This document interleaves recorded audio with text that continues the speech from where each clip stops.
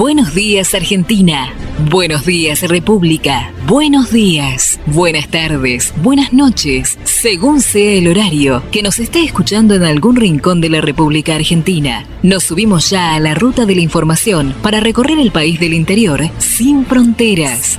Una creación de Neuquén Producciones para la Federación Argentina de Radiodifusores de Baja Potencia, FARVAP, y la Asociación Patagónica de Radiodifusores de Frecuencia Modulada, APAR FM. Todo lo que hay que saber sin fronteras. Recorremos el país del interior. En la conducción, el periodista Ricardo Huarte. En los controles, musicalización y puesta en el aire, Tito Huarte. Y todas y cada una de las operadoras y los operadores que toman la señal desde www.farvap.com. Saludamos a quienes nos acompañan desde el portal de noticias www.noticiasinfronteras.com.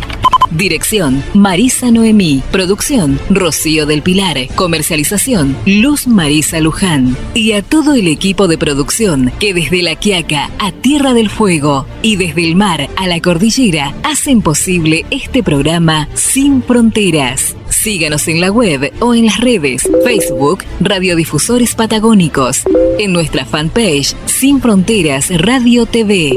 Súmese al grupo de Facebook Noticias Sin Fronteras. Suscríbase a nuestro canal de YouTube Sin Fronteras Radio TV. Síganos en Instagram Sin Fronteras Radio TV y en Twitter @sfronteras. Participe desde cualquier rincón del país del interior. Los protagonistas están en contacto. Por WhatsApp 2994 160 903, 2994 20 96 10, 2984 76 52 39. Por mail sinfronterasradiotv@yahoo.com.ar o al email neuquenproducciones@yahoo.com.ar. Comenzamos ya. Nos subimos a la ruta de la información y comenzamos a recorrer el país del interior sin fronteras.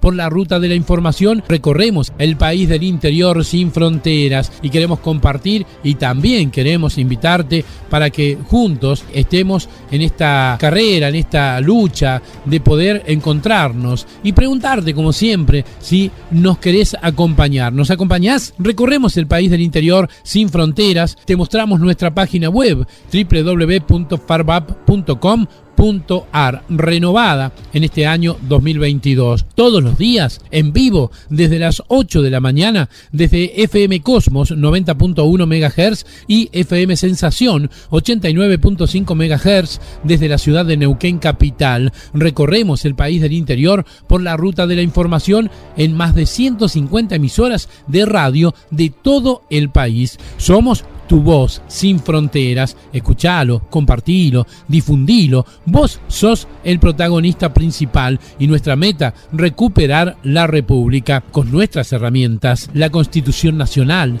la verdad y el verdadero protagonismo, la ciudadanía. Bienvenidos entonces, Sin Fronteras en la radio, en la web y en las redes, con la conducción de quienes habla, Ricardo Huarte, un gran equipo de producción en cada una de las radios que son parte de la cadena más grande e importante de la radiodifusión argentina. Es hora de saber lo que pasa aquí y en el mundo sin fronteras. Cuando hay información, tu radio te lo cuenta. Saber lo que pasa no es una opción, es una necesidad. A esta hora, Noticias Sin Fronteras. Y nos subimos ya a la ruta de la información para comenzar a recorrer el país del interior sin fronteras. Y qué comienzo de semana. ¿Aló?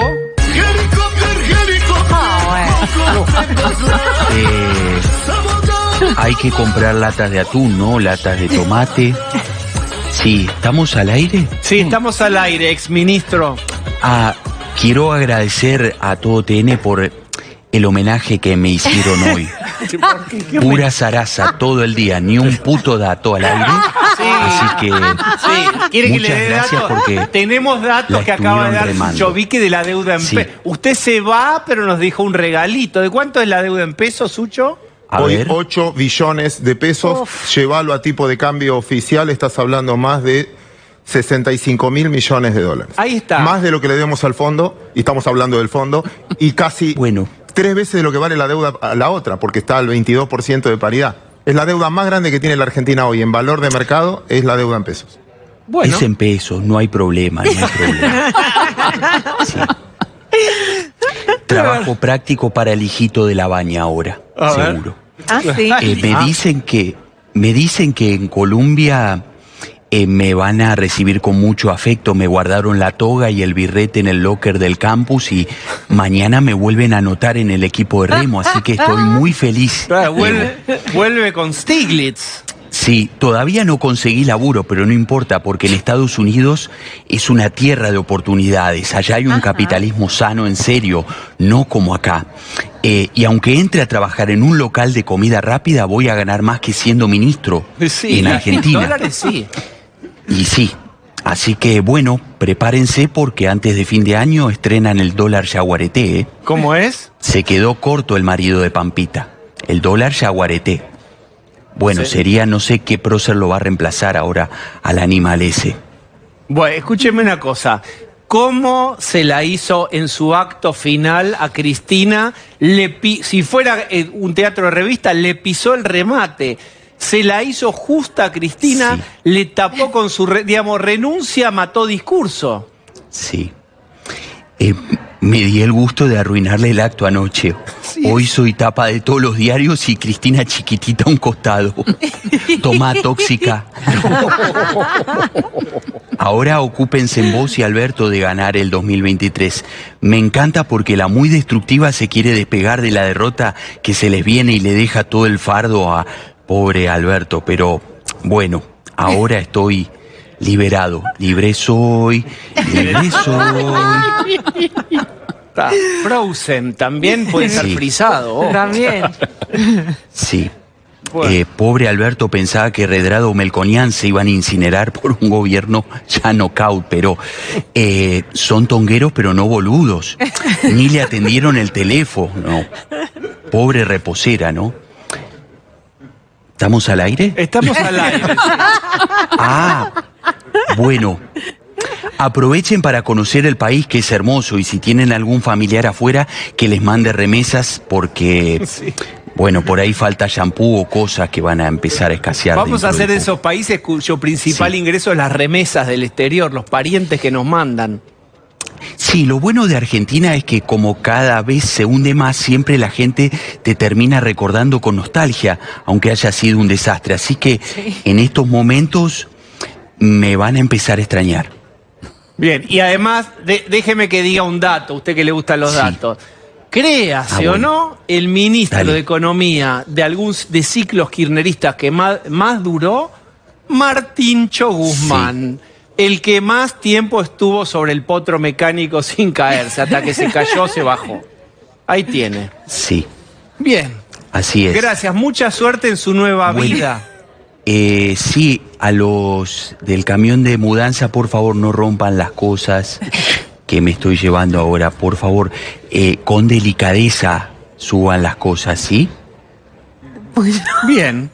Muchas gracias, Martín. ¿Seguimos al aire? Seguimos. Si usted me permite, Ah. yo lo No, lo despido, así importante es que cuido. yo después voy a hacer conferencias de prensa hablando del fracaso argentino, así que Está bien. las voy a cobrar en dólares. Usted dígalo como joda y es verdad.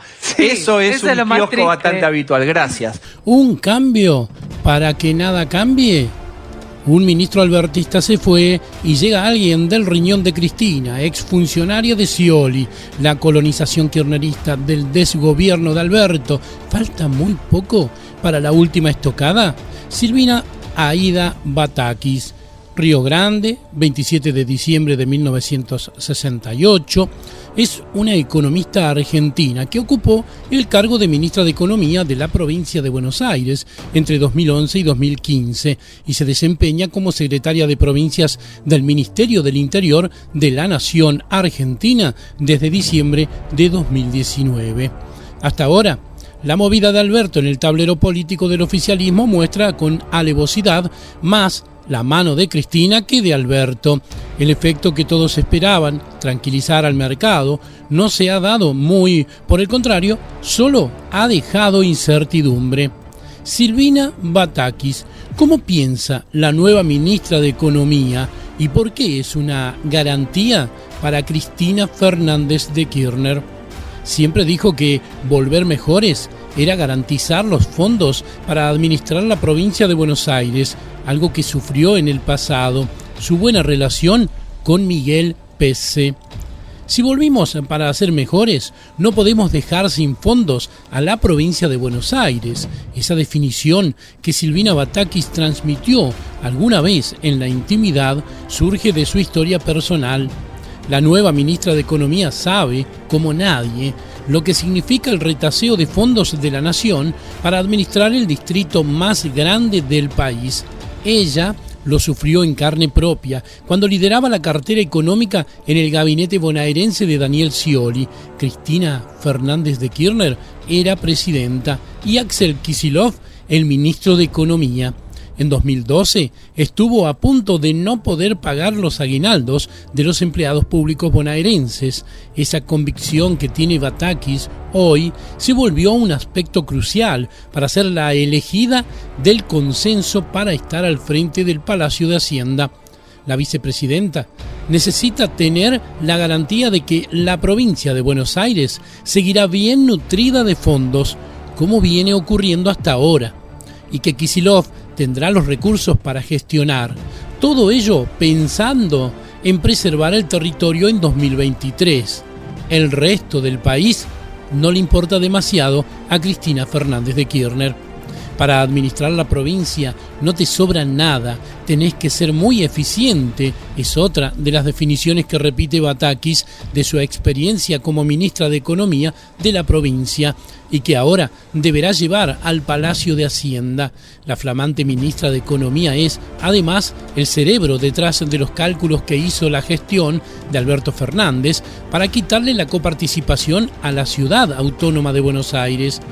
Como secretaria de Provincias del Ministerio del Interior, hizo el informe Batakis, que fue la base para pasar la tijera por los fondos de la capital federal que llevaron a Horacio Rodríguez Larreta a hacer un reclamo ante la Corte Suprema de Justicia. Cerca de Batakis la definen con un enfoque hiperfederal, lo que le permite tener un buen vínculo con los gobernadores que, como ella, coinciden en condicionar los fondos de la ciudad. La funcionaria solo hizo una excepción. Durante la pandemia le asignó por primera vez la Ciudad Autónoma de Buenos Aires aportes del Tesoro Nacional, fondos no reembolsables que el Estado usa para asistir a las jurisdicciones. Muy puntillosa con los números, es muy elogiada por Eduardo Guado de Pedro, ultra kirchnerista, quien hasta ahora fue su jefe en el Ministerio del Interior. Por cortesía, Batakis siempre se cuidó de no criticar a Martín Guzmán, ni siquiera puertas adentro. Está, sin embargo, más inclinada hacia la heterodoxia que su antecesor. No cree que la salida para combatir a la inflación esté en el recorte del gasto público, y eso la hace crecer en valoración ante Cristina Fernández de Kirchner. ¿Quién dice que será Batakis la ministra de Economía?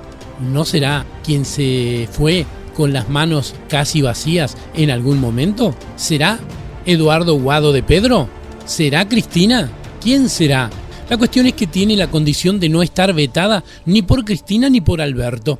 Eso era lo fundamental, comentó un colaborador que siguió toda la trama de la salida de Guzmán.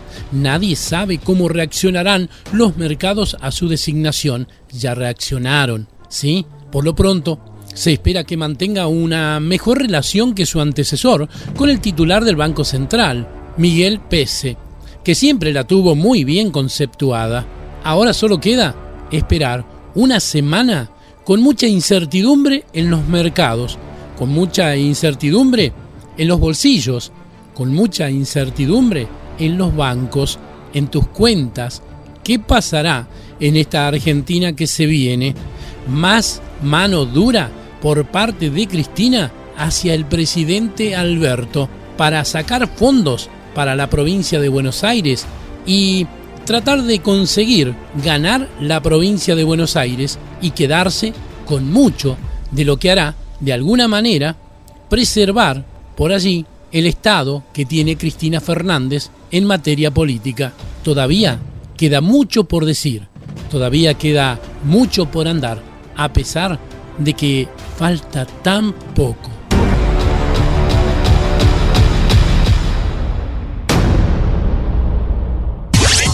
No solo queremos escuchar una voz, sino todas. Para que saques tu propia conclusión. Sin fronteras.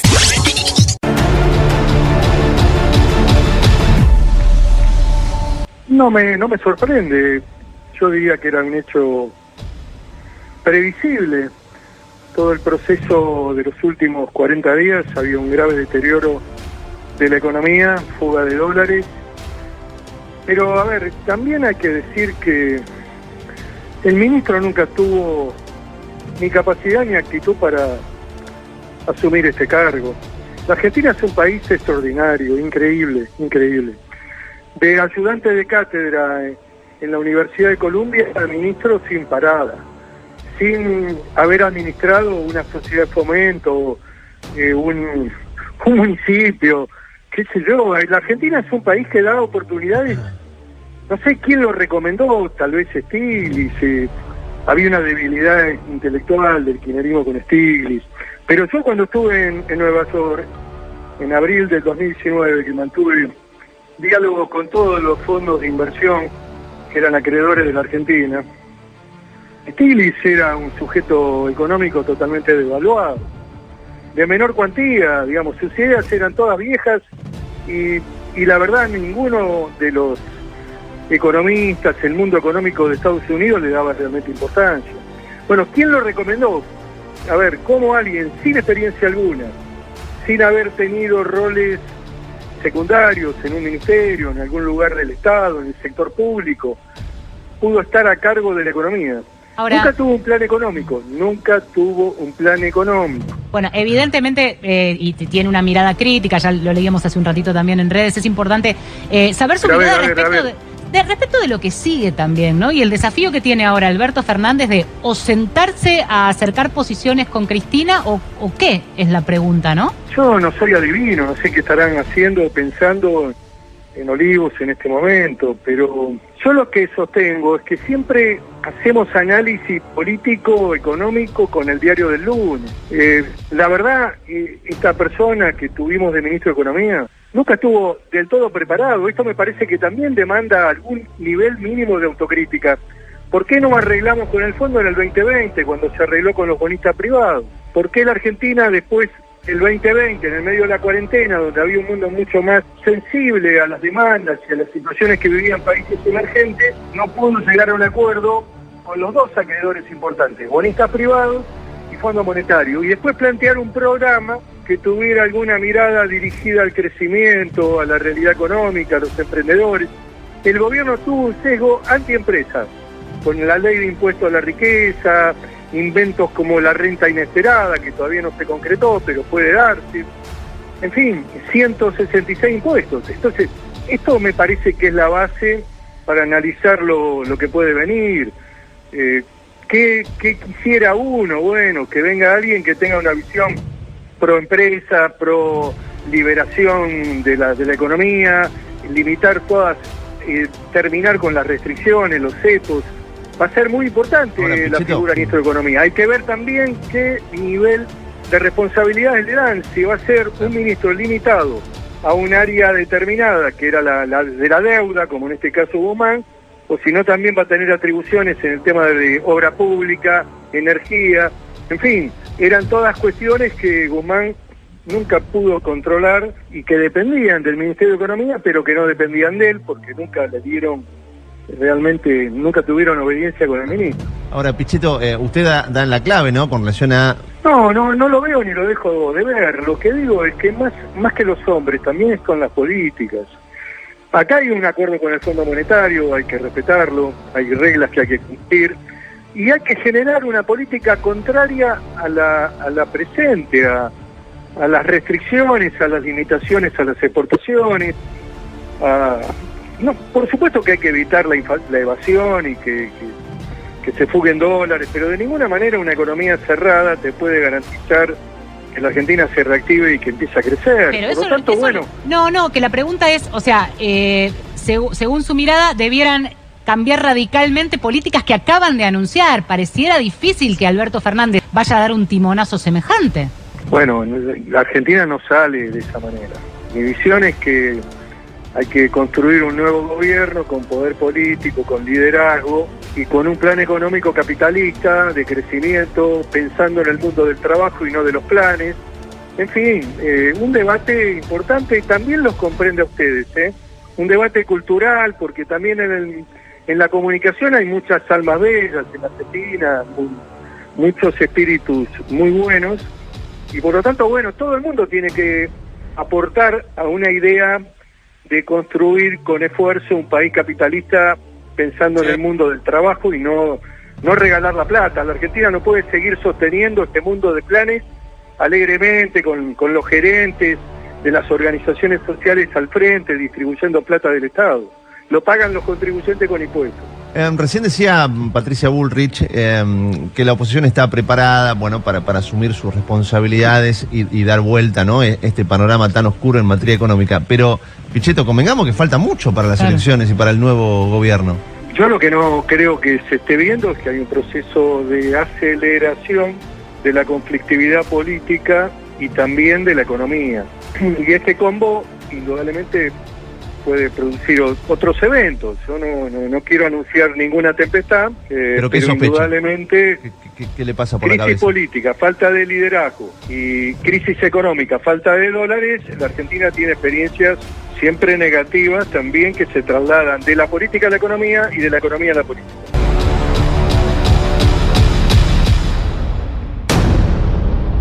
Desde que te encontré aquí en el dial, sabes bien que solo te quiero escuchar. Sin fronteras. Día y noche sigo sin parar. Sin fronteras. Me gustas tu estilo singular. Sin fronteras. Tú me pones a bailar. En el invierno una vez más. Solo pido. Sin fronteras. Báilame una vez más. Nunca escuché una radio que lo haga como vos. Hey, minuto, hey. Sin fronteras. No hay otra radio que lo haga como vos. Sin fronteras. Otra vez. Es hora de saber lo que pasa aquí y en el mundo. Sin fronteras. Cuando hay información, tu radio te lo cuenta. Saber lo que pasa no es una opción, es una necesidad. A esta hora, noticias sin fronteras. Más cepo igual más inflación, más desempleo y más pobreza. La restricción del Banco Central al acceso de dólares para importar fue una decisión apresurada y desprolija que impactará sobre precios y abastecimiento. El drenaje de reservas llevó días atrás al Banco Central a disponer que las importaciones que, a su juicio, no sean estrictamente indispensables, obtengan las divisas fuera del mercado oficial o, en todo caso, con financiamiento. Tal medida impuso en la práctica un desdoblamiento del mercado cambiario, lo que implica una devaluación para una elevada proporción de los bienes importados. Fue una decisión de apuro y desprolija que implica y amplía los espacios de discrecionalidad. Por las mismas angustiosas razones, el 6 de febrero de 1989, el entonces ministro de Economía de Raúl Alfonsín, Juan Zurril, impuso un desdoblamiento en 3 mercados cambiarios: el comercial, el especial y el libre. Los 2 primeros eran fijados por el gobierno para exportaciones e importaciones en proporciones variables y definidas para cada posición arancelaria. El dólar libre era para transferencias financieras, turismo y cualquier otro fin. Una forma más ordenada de salir del atolladero de un drenaje de reservas como consecuencia de usar el tipo de cambio como ancla antiinflacionaria.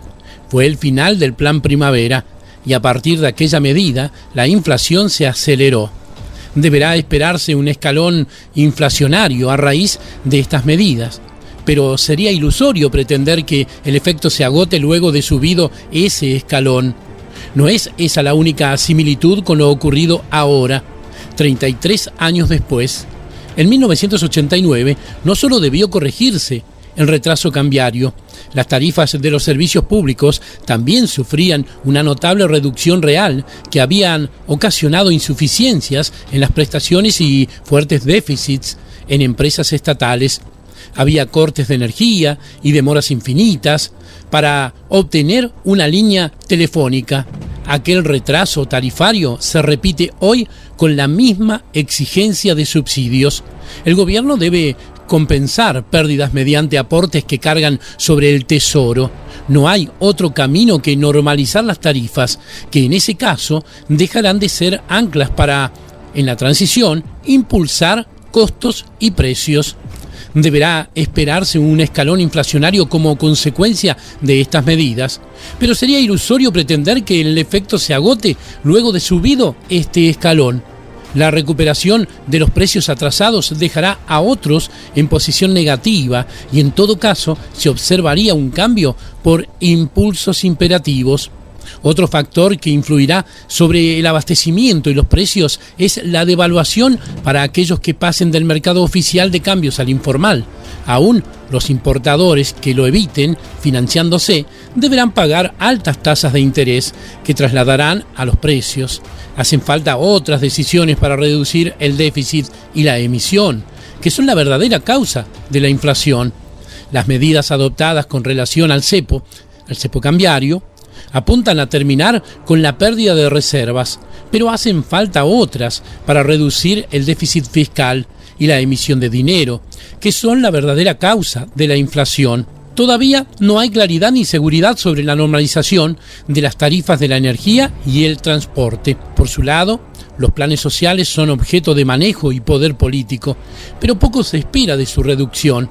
Mientras se tenga un 40% de pobreza y no se restablezca la confianza que impulse la inversión y el empleo privado, será difícil reducir los subsidios y racionalizar las desbordadas burocracias estatales. Y acá hablamos de todas las provincias. Resta considerar otro factor de posible impulso inflacionario. Es la huida del dinero o el aumento de la velocidad de circulación, según el ángulo desde donde se lo mire. Es un peligroso factor de riesgo que puede espiralizar la inflación, como ocurrió en 1989. Depende de comportamientos colectivos relacionados con temores y perspectivas. La falta de idoneidad y las grietas abiertas dentro del oficialismo están cercando un escenario dramático.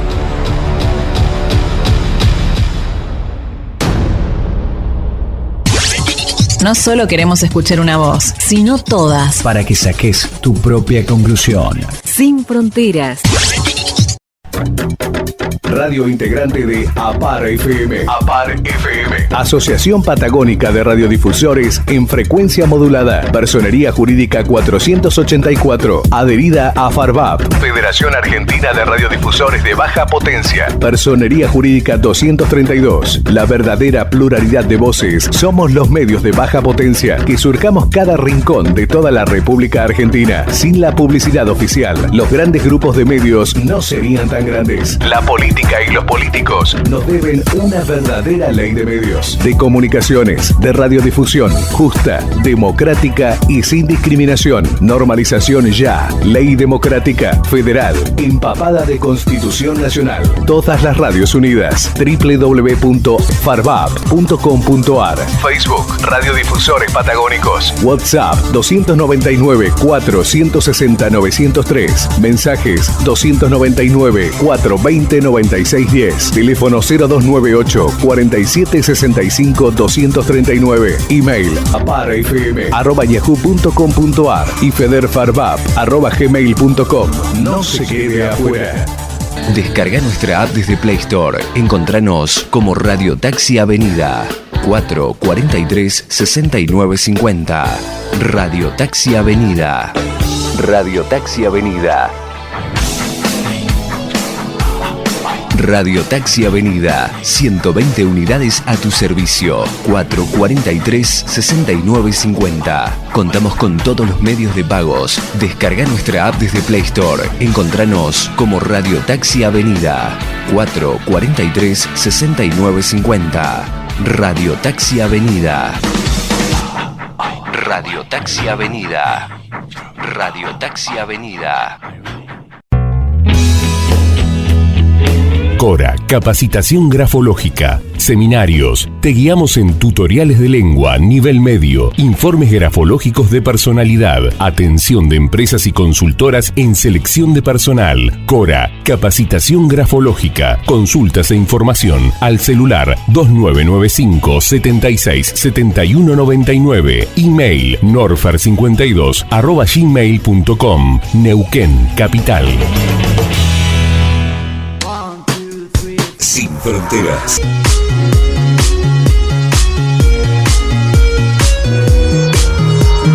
Sin fronteras. Vos sos la radio que yo pido. A mí me gusta todo de ti. También les gusta todo ellos. Sin fronteras. Te sigo. A mí me gusta todo de ti. Sin fronteras. Es hora de saber lo que pasa aquí y en el mundo. Sin fronteras. Cuando hay información, tu radio te lo cuenta. Saber lo que pasa no es una opción. Es una necesidad. A esta hora, noticias. Sin fronteras. Repartiendo el botín. Enorme asombro provocó la noticia de que desde su cercana creación, durante el gobierno de Alberto Fernández, el Ministerio de la Mujer lleva nombrados más de 1.000 empleados con sueldos que llegan a los 400.000 pesos mensuales para los niveles más altos. Dado el comprobado apetito de los miembros del partido gobernante por servirse de las arcas del Estado, razón de ser de la militancia que aspira a cargos que aseguren renta, no sorprenden las múltiples formas que la coalición kirchnerista encuentra para repartirse el botín. Siguen las enseñanzas de Néstor, que aconsejaba ir por las cajas. En efecto, los cargos que nos ocupan fueron distribuidos entre integrantes del movimiento Evita, de las huestes de Juan Grabois, de la organización barrial Garganta Poderosa y del partido Nuevo Encuentro, entre otros espacios. Por solo mencionar otro ejemplo, durante la actual gestión presidencial, una mayoría de camporistas entre los 3.000 nuevos empleados, de los cuales 1.500 se sumaron directamente a la planta permanente, desembarcó en el PAMI. Una de las cajas más codiciadas. La militancia política tiene sus premios en la escalera del poder.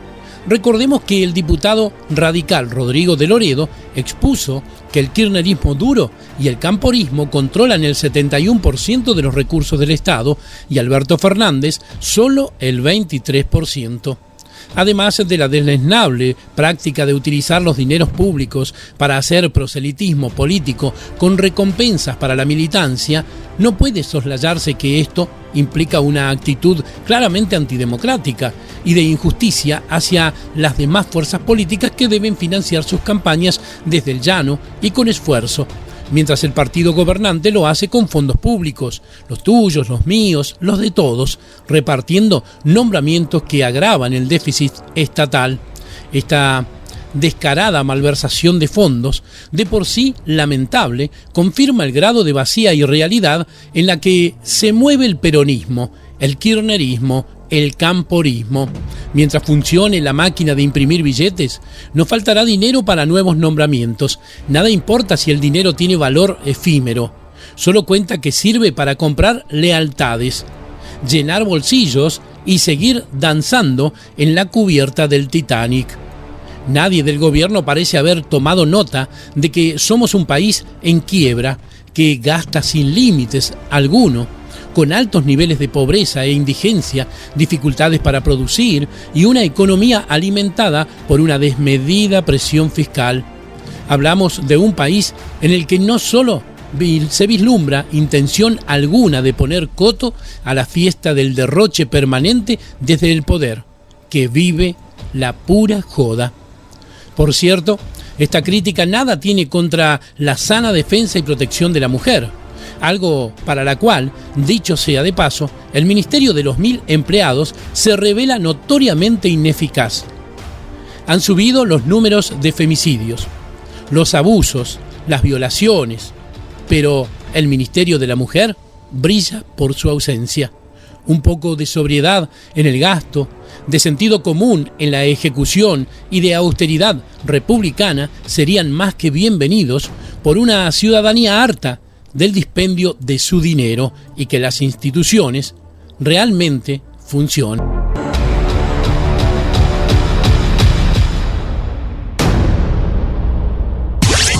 No solo queremos escuchar una voz, sino todas. Para que saques tu propia conclusión. Sin fronteras. Juntos, somos la cadena más importante de Argentina. Sin fronteras. Todas las voces se escuchan en cada rincón de la República Argentina, desde nuestro portal de noticias www.noticiassinfronteras.com y desde nuestra web www.farbab.com.ar. Los protagonistas están en contacto con todas las redes sociales y se comunican por WhatsApp 2994 160903. Es hora de saber lo que pasa aquí y en el mundo. Sin fronteras. Cuando hay información, tu radio te lo cuenta. Saber lo que pasa no es una opción, es una necesidad. A esta hora, noticias sin fronteras.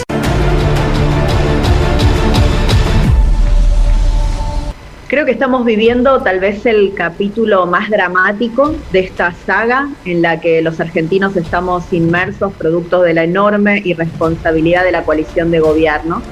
Hemos visto, parece que durante capítulos, como presidente y vicepresidenta de la Nación, sin hablarse entre ellos, envían mensajes a través de los medios de comunicación, ponen de tribuna y de escenario para pasarse mensajes, actos públicos.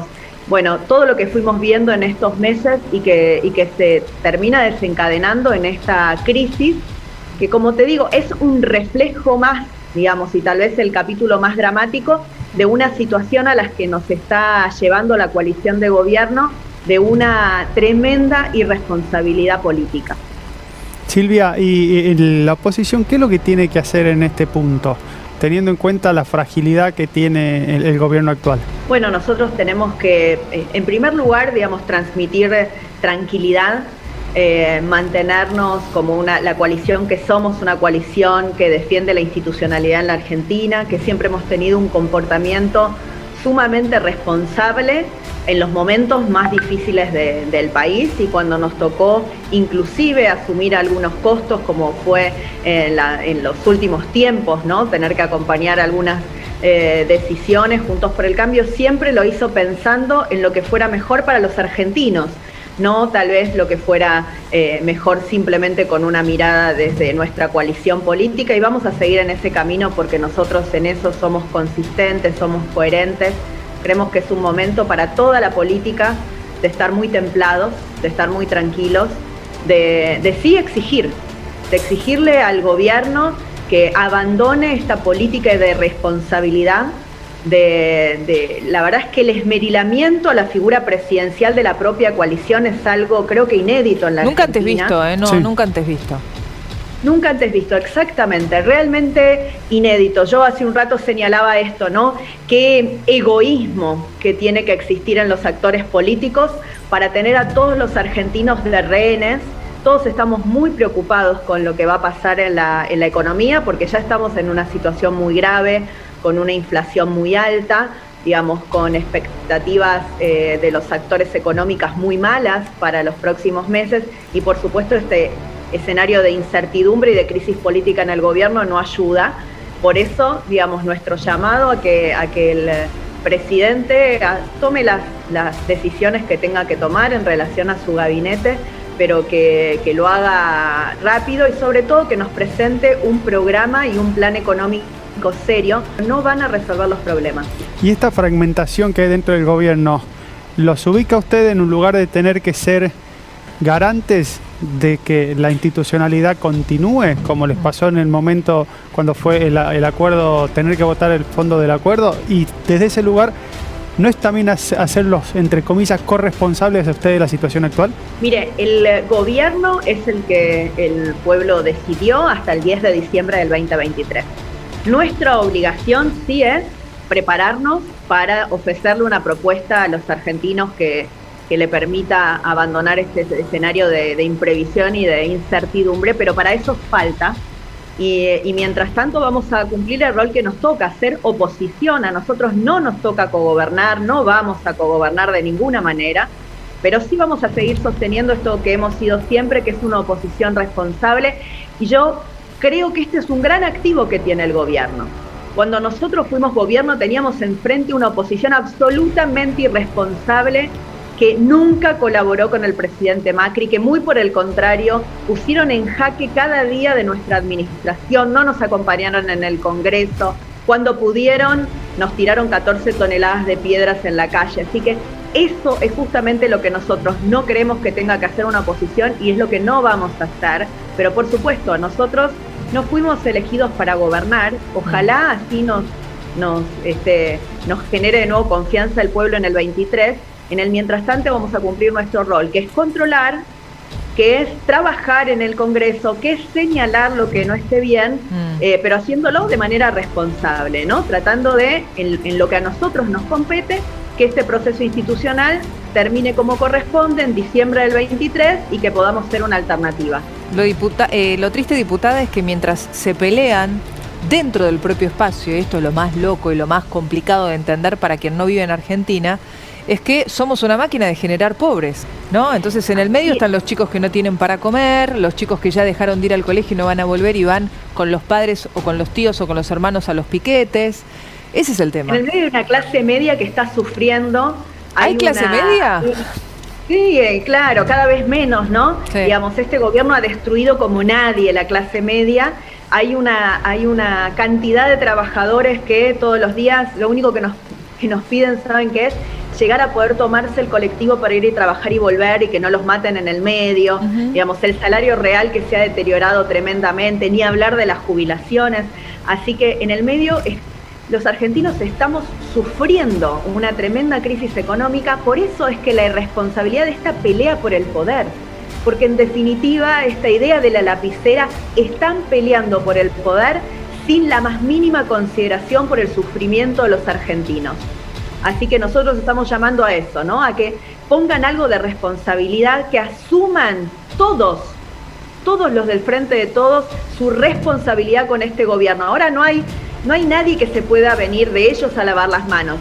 La vicepresidenta les propuso este presidente, otros decidieron ser socios de este gobierno, tienen muchísimo poder político, tienen 2 bloques enormes, bueno, 3 porque lo han dividido en el Senado, en las cámaras, tienen a la mayoría de los gobernadores de su fuerza política, tienen a los movimientos sociales, tienen al movimiento obrero. Todo eso es el gobierno del Frente de Todos, así que tienen mucho poder, que se dejen de pelear por el poder y se pongan a gobernar. Bueno, pero justamente teniendo todo eso, ¿por qué la situación llega a este punto? Yo creo que por esto mismo, porque están peleando por quién maneja la lapicera, porque tienen una enorme irresponsabilidad, porque no están preocupados por los argentinos, porque están preocupados por sus disputas internas, porque son un rejunte, porque definitivamente no hubo nunca un plan de gobierno. El presidente se jactó de no tener un plan económico, que se lo hemos reclamado en infinidad de oportunidades. Yo creo que todo eso, digamos, el haber conformado esta coalición que claramente mezclaba sectores muy heterogéneos, hacía pocos meses antes de conformarse la coalición todos hablaban pestes del otro y de repente de un día para el otro le dijeron a los argentinos que habían resuelto sus internas, que tenían una propuesta para sacar a la Argentina adelante, e hicieron una serie de promesas de las cuales no han cumplido ninguna. no hay ni más asado, no han mejorado el salario de los trabajadores, no han mejorado las jubilaciones, muy por el contrario, todo lo que dijeron que iban a hacer lo empeoraron y nos metieron en esta crisis y ahora aflora lo que realmente son, ¿no? Lo que, digamos, todo lo demás fue un engaño, pero como sea, tienen que cumplir con su mandato constitucional, son todos responsables. Cristina es responsable de lo que está pasando, Alberto es responsable de lo que está pasando, Massa es responsable de lo que está pasando. ¿Pero Cristina es responsable consciente o inconscientemente? Totalmente consciente. Yo creo que no hay nada que esté realizando la vicepresidenta que no sea pensado, ¿no? Cuando uno se toma el trabajo de escribir una carta, digamos, razona lo que va a decir y ella hace meses que está comunicándose con el presidente y con su coalición de gobierno a través de cartas. Ahí no hay nada improvisado, ahí no hay nada inconsciente, ahí hay una decisión de horadar la legitimidad del mismo presidente que ella le propuso a los argentinos y a la coalición, ¿no? que lo votó. Claro, porque definitivamente se habrá dado cuenta que lo que quería que el presidente viniera a hacer o su plan no estaba saliendo como ella lo plantea, ¿no? Lo está diciendo en todos los discursos. Diputada, gracias por el contacto. Muchas gracias a ustedes. Bienvenida a Fernando Iglesias. Hola, ¿cómo están? Bien. Todo lo bien que le puede ir a uno en esta situación, ¿no? En una situación como esta. ¿Cuál es su primera mirada? Nuestra esperanza de Sergio Massa, estamos muy mal. Me parece que esto es la conclusión de la crónica de una muerte anunciada, de una catástrofe anunciada y que estaba todo implícita en las condiciones en las cuales se votó en el 2019, ¿no? Se votó un gobierno con personas con amplias pruebas de haber delinquido, con juicios que estaban parados, pero con todas las pruebas a disposición, que se están por activar la semana que viene, y todo este ajetreo no es ajeno a ese que es el principal programa que tenía el gobierno y el principal punto de acuerdo entre Alberto Fernández y Cristina Kirchner, que era de la impunidad. Y me parece que es eso lo que detona todo, además del fracaso absolutamente evidente y absolutamente previsible de gente que ganó la elección simplemente diciendo cosas absurdas como que todos los problemas se solucionaban de un día para el otro, que iban a aumentar 20% a los jubilados con la plata de las LELIQ, que había que hacer girar no se sabe qué perilla que encendía la economía para poner la Argentina de pie. Bueno, votar con superficialidad, votar delincuentes y votar gente que ha ya demostrado ampliamente que el único vínculo que los une es el de la ambición del poder y la impunidad, tiene consecuencias y son estas. ¿Qué ve usted de acá en adelante justamente cuando se están peleando de una manera tan encarnizada dentro del gobierno? Bueno, nada bueno. Toda la economía argentina está completamente desequilibrada. Yo recuerdo que cuando en 2019 asumieron, se quejaron todos, Cristina, Kicillof, el presidente, de que recibían tierra arrasada. Bueno, esa tierra arrasada tenía 60.000 millones de dólares menos de deuda pública. Esa tierra arrasada hacía un año que prácticamente no emitía. Esa tierra arrasada tenía superávit energético. Esa tierra arrasada tenía superávit comercial, tenía equilibrio fiscal, 0,5% de déficit, que es prácticamente situación de equilibrio. Bueno, esa tierra arrasada tenía toda una serie de condiciones. Era un país que ciertamente no le había pasado mal en los últimos 2 años, pero los había utilizado el gobierno y los argentinos de estabilizar la economía y de entregar una macroeconomía que estaba lista para el crecimiento.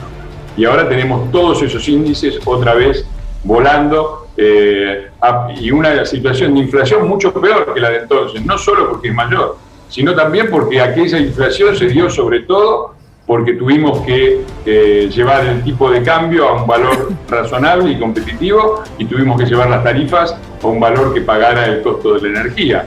Ahora tenemos más inflación y una inflación que va a seguir creciendo porque no tenemos, las tarifas no cubren, están entre el 20 y el 30% del costo de la energía y se viene un tarifazo y porque el dólar está completamente atrasado y se está empezando a ajustar. Y porque a pesar de todo, a pesar del enorme viento de cola de que ha gozado este gobierno en estos 2 años, el mayor de la historia. Los índices lo muestran. El índice de términos de intercambio es de 166.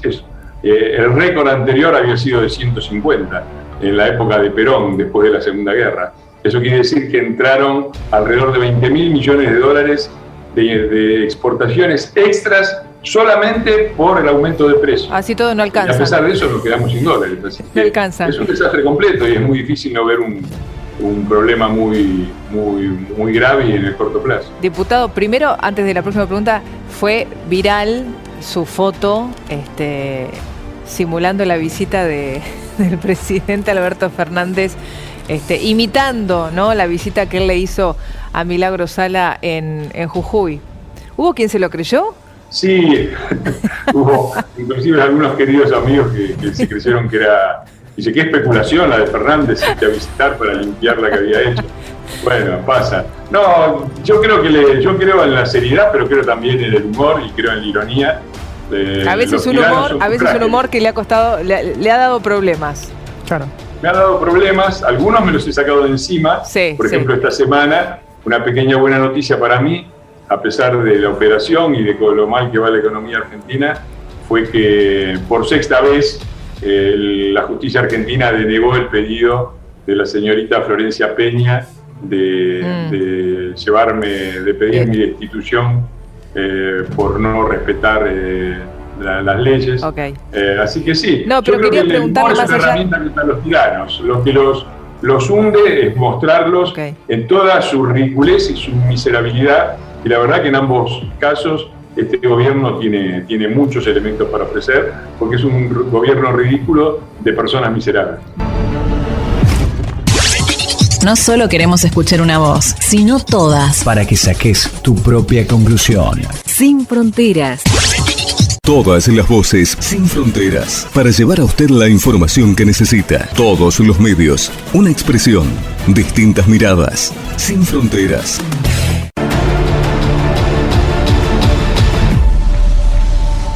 Alberto y Cristina sin rumbo. ¿Quién gobierna este país? En realidad, todos lo sabemos, pero se trabaja entre bambalinas. Se dice que Alberto es el presidente, se dice que Cristina es vicepresidente, pero la cuestión está por verse y realmente ya la vimos desde un principio. Quien manipula el Estado Nacional es precisamente ella, la vicepresidente.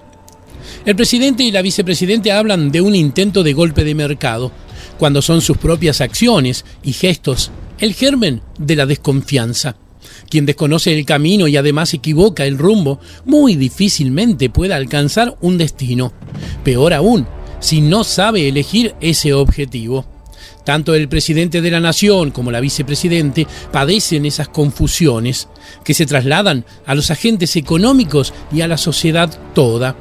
Cuando en medio de la crítica situación que vive el país, Alberto Fernández afirma que el problema es que la economía crece mucho, o Cristina Fernández de Kirchner señala que la pérdida actual de reservas del Banco Central está causada por el endeudamiento en dólares asumido por la gestión presidencial de Mauricio Macri, podemos advertir allí no solo la profunda ignorancia de ambos funcionarios en materia económica, asistimos también a la evidente ausencia de un rumbo económico por parte de quienes nos gobiernan, que se intenta disimular a la sombra de un relato populista cada vez más inverosímil.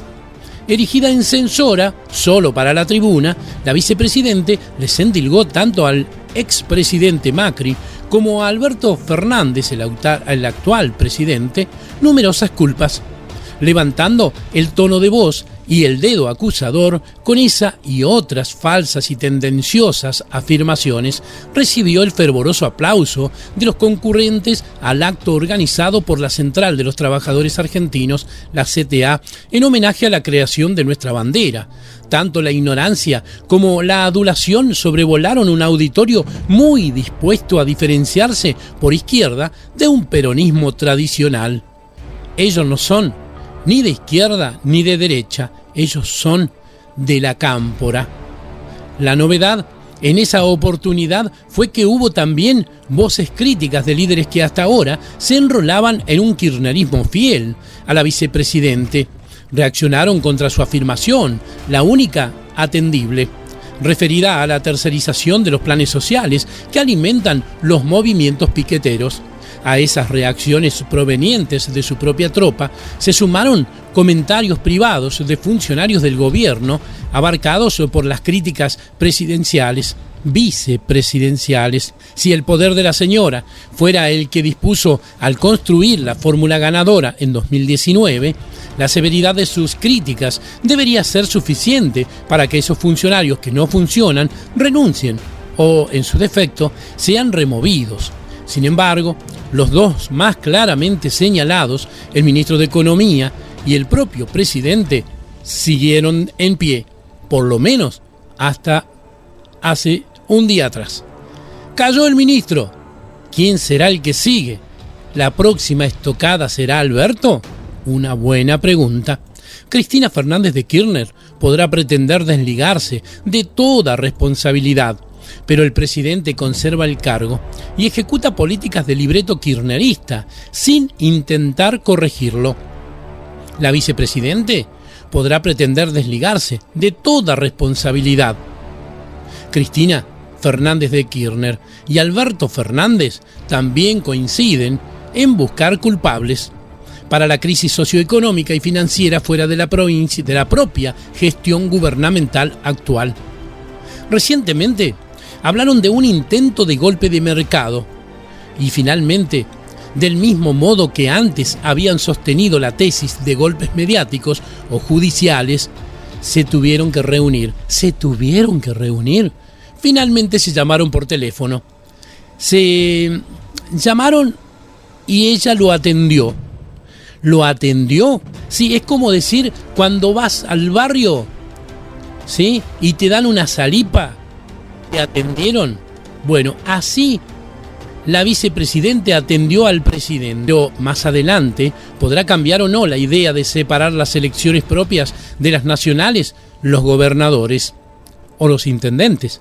Se debilita el poder de Cristina Fernández de Kirchner, pero podría asumirlo en plenitud formal si Alberto Fernández se ve superado por el deterioro de la situación que su propio gobierno causa. Ante el fracaso de la pésima gestión gubernamental y con la justicia sobre su cabeza, la reacción de la vicepresidente podría ser imprevisible. Solo el respeto irrestricto a la institucionalidad podrá sostener tan difícil escenario, pero no son ellos los que pueden hacer esto.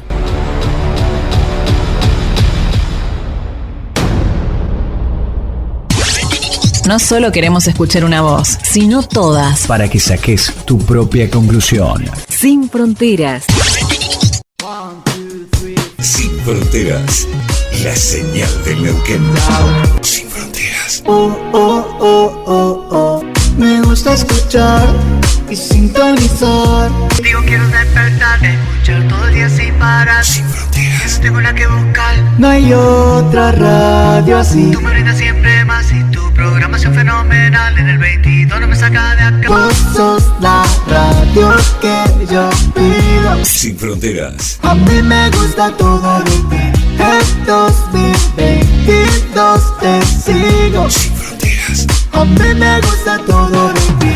2022. Sin fronteras. Está el teléfono. ¿Aló? No, bueno. Todo llega. Hola, Paren, Sergio, chicos, paren. No me hagan enojar con el operativo Clamor. Ya sé que todos quieren lo mismo. Me piden los empresarios, los gremios, Washington.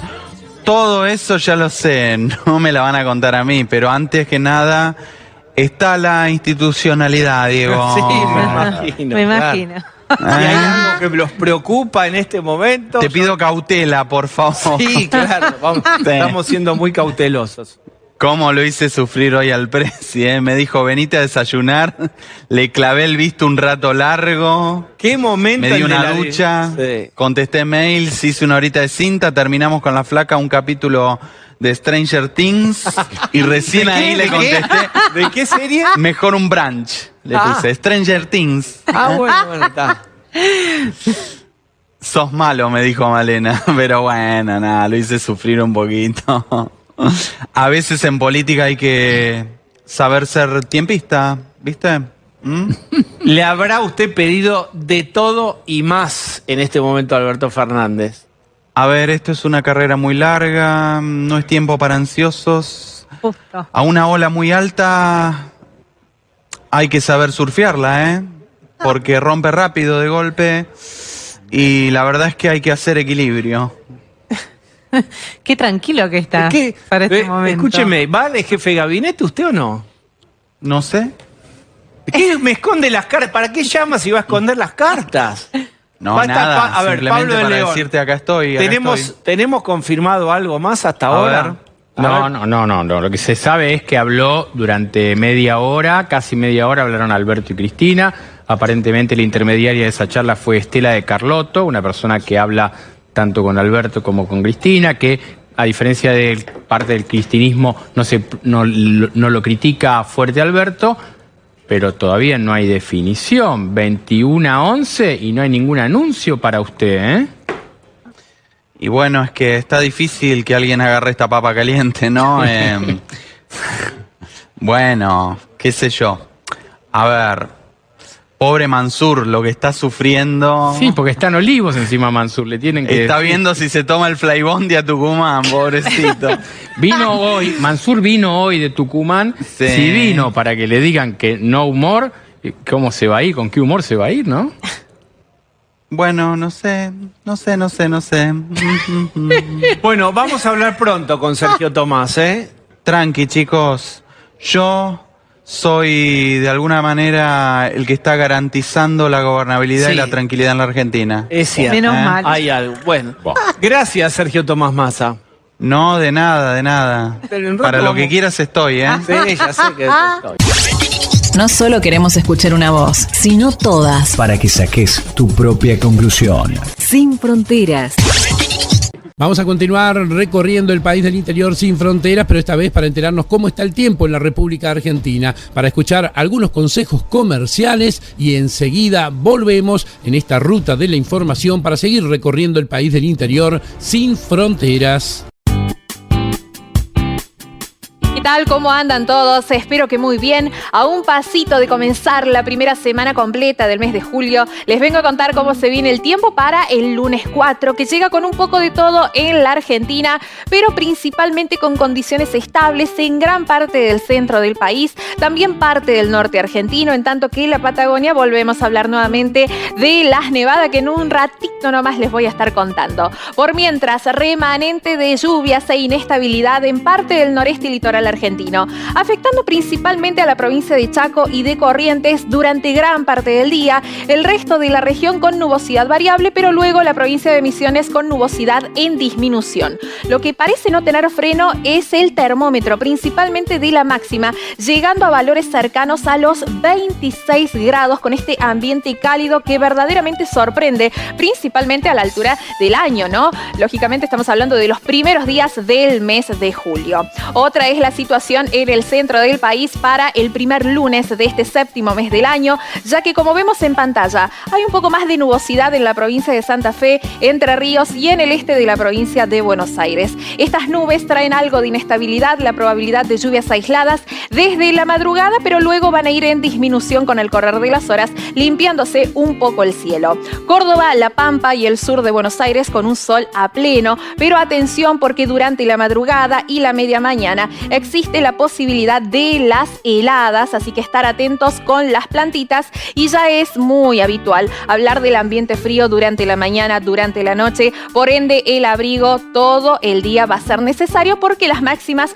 va a haber poco cambio en comparación al fin de semana, no vamos a estar superando la barrera de los 20 grados a raíz del viento del sector sudeste que va a decir presente para el inicio de la semana, al igual que en la región de Cuyo, donde también se esperan las heladas en la madrugada nublada en la media mañana con el cielo despejadísimo, como vemos en pantalla, muchos solcitos que van a permitir llegar a una máxima de 17 grados con 1 grado bajo cero. La provincia de San Juan, la más fría de toda esta región. No es un dato menor hablar de que en la zona cordillerana de San Juan y de Mendoza no se descarta la probabilidad de nevadas, principalmente durante la madrugada. El tiempo se mantiene estable para el inicio de la semana en el noroeste argentino, con el incremento de la nubosidad en la franja central con el correr de las horas, abarcando la provincia de Jujuy, de Salta y de Tucumán, pero la temperatura máxima acercándose a los 20 grados. Hablamos de un leve repunte en comparación a lo que nos dejó el día domingo y vientos de direcciones variables.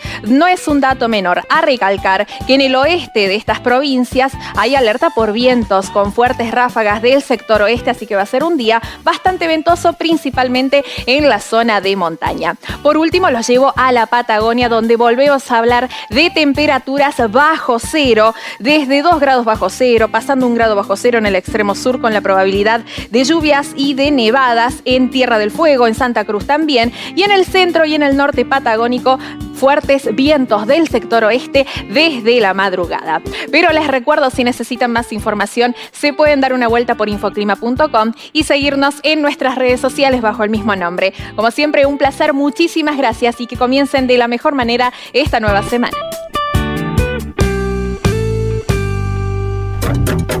Radio integrante de APAR FM. APAR FM. Asociación Patagónica de Radiodifusores en frecuencia modulada. Personería Jurídica 484. Adherida a FARVAP. Federación Argentina de Radiodifusores de Baja Potencia. Personería Jurídica 232. La verdadera pluralidad de voces. Somos los medios de baja potencia que surcamos cada rincón de toda la República Argentina. Sin la publicidad oficial, los grandes grupos de medios no serían tan grandes. La política y los políticos nos deben una verdadera ley de medios, de comunicaciones, de radiodifusión, justa, democrática y sin discriminación. Normalización ya. Ley democrática, federal, empapada de Constitución Nacional. Todas las radios unidas. www.farvap.com.ar. Facebook, Radiodifusores Patagónicos. WhatsApp 299 460 903. Mensajes 299 420 9610. Teléfono 0298 4765 239. Email aparfm@yahoo.com.ar y federfarvap@gmail.com.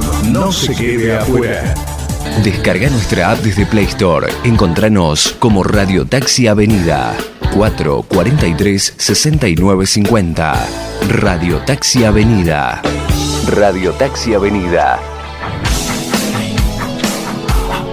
Radio Taxi Avenida, 120 unidades a tu servicio, 443-6950. Contamos con todos los medios de pagos. Descarga nuestra app desde Play Store. Encontranos como Radio Taxi Avenida, 443-6950.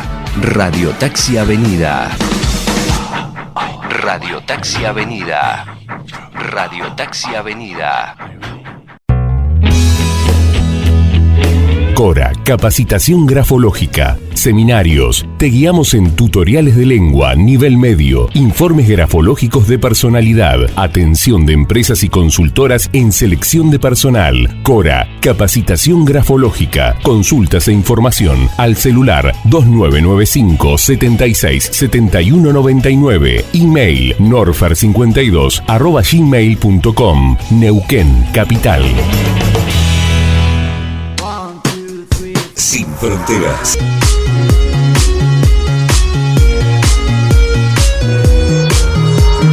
Sin fronteras. Vos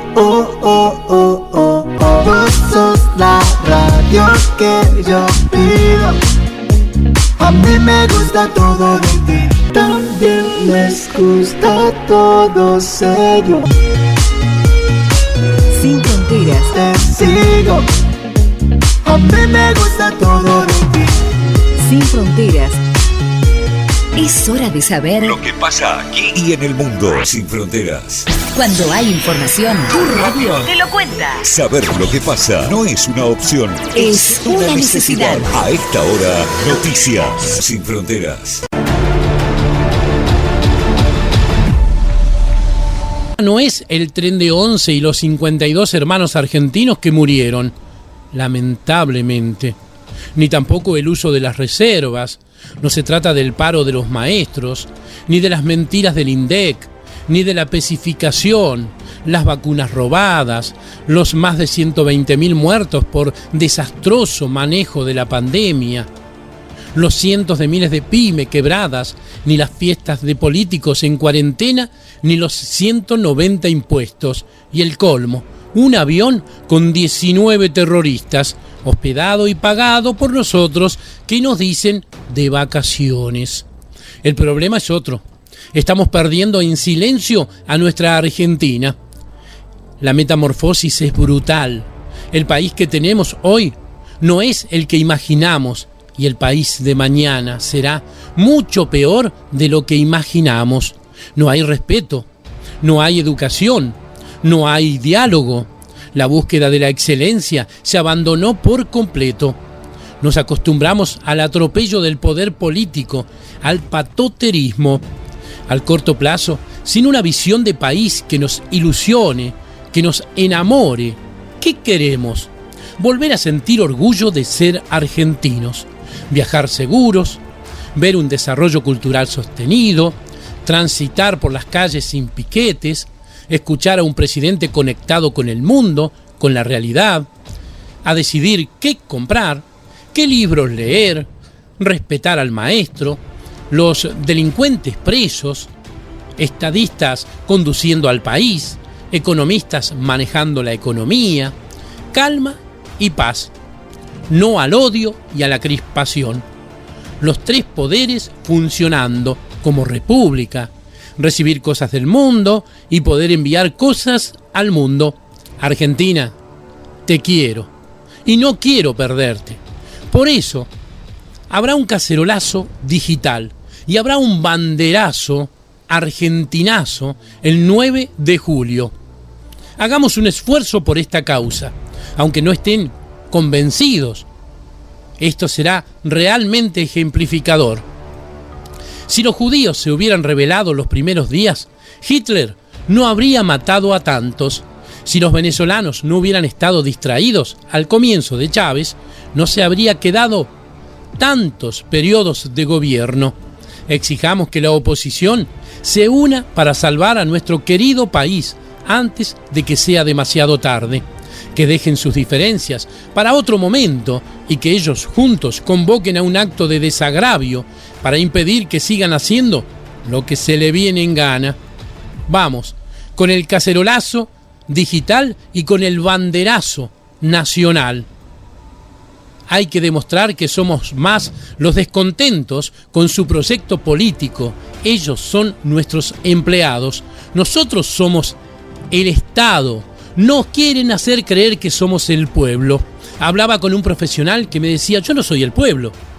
Porque ellos quieren decir que soy el pueblo para hacerme creer que el pueblo tiene que bancarse y que tiene que pagar la joda, la festichola, todo lo que se roban. No, yo soy el Estado, soy el que paga los impuestos. Y no creas que vos, porque no tenés una pyme, porque no tenés una empresa, ¿sí?, no pagas impuestos, porque pagas impuestos cuando vas a pagar en la comida, cuando compras gasoil, cuando compras la nafta, cuando haces cualquier compra de ropa o en un supermercado, siempre pagás impuestos. Por lo tanto, el Estado somos los ciudadanos somos vos y yo. Cortémosla, que te dejen de manipular con el versito del pueblo, porque ellos te dicen pueblo y ellos se gastan la guita en joda. ¿Sí? Pongámonos las pilas. Y que este banderazo nacional sea en toda la República Argentina el llamado de atención para que comiencen a gobernar o que cuando terminen el mandato se vayan a sus casas, pero que atiendan a la justicia porque los va a ir a buscar por todo lo que hicieron mal. No me preocupan los gritos de los deshonestos, de la gente sin escrúpulos y de los delincuentes. Más me preocupa, de corazón se los digo, el silencio de los buenos.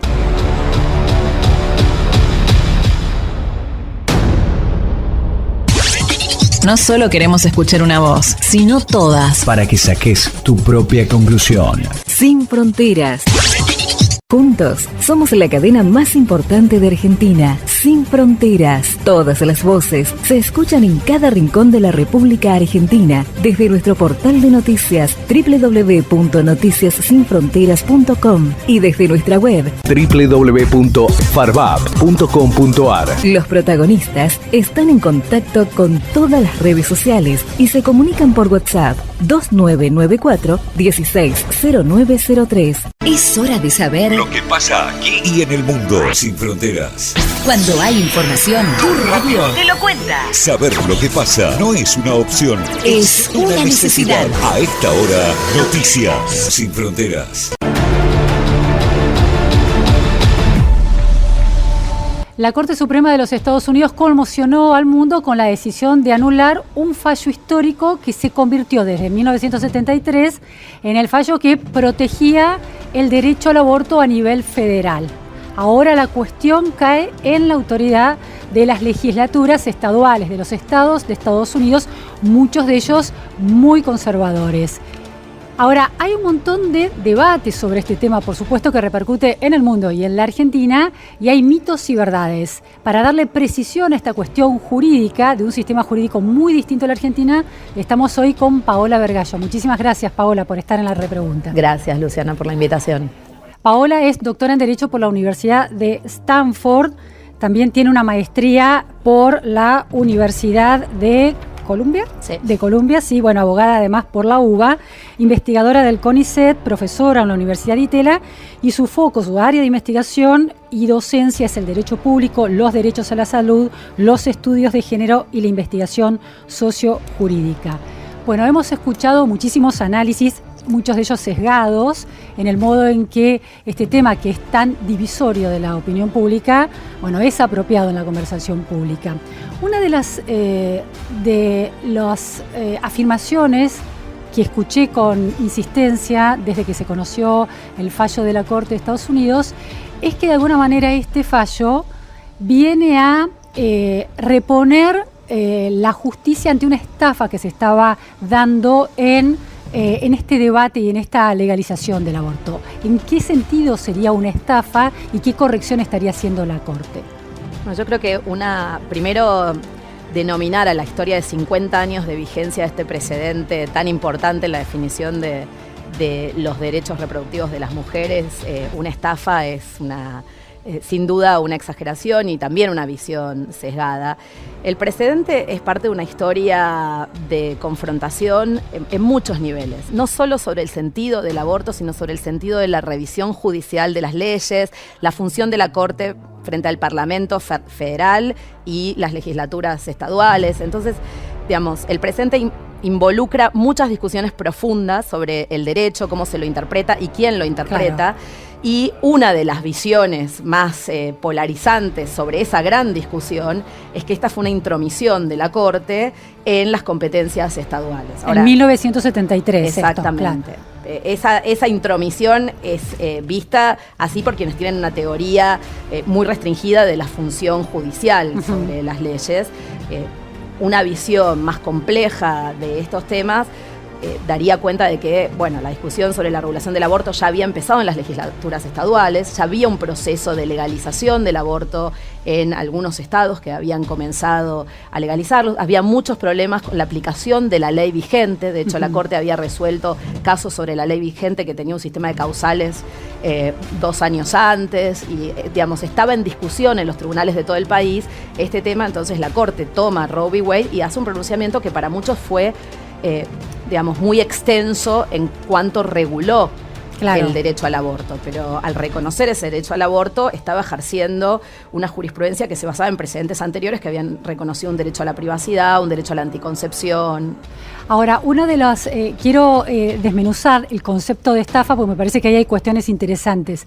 Una de las afirmaciones detrás de esa categoría es que el derecho al aborto, por supuesto, no está mencionado explícitamente en la Constitución de los Estados Unidos. Entonces, que eso es, la Corte de alguna manera viene a decir, en la medida en que no está en la Constitución, las legislaturas estaduales tienen potestad para fijar sus decisiones o votar en relación a ese tema, porque la Corte que determina cuestiones constitucionales no encuentra en la letra de la Constitución esa cuestión. ¿Cómo es esto? Bueno, primero está yendo al corazón de esas grandes preguntas que te decía involucra esta discusión. Entonces, primer punto, la discusión nos lleva a debatir cómo se identifican cuáles son los derechos constitucionales. Claro. Primer debate.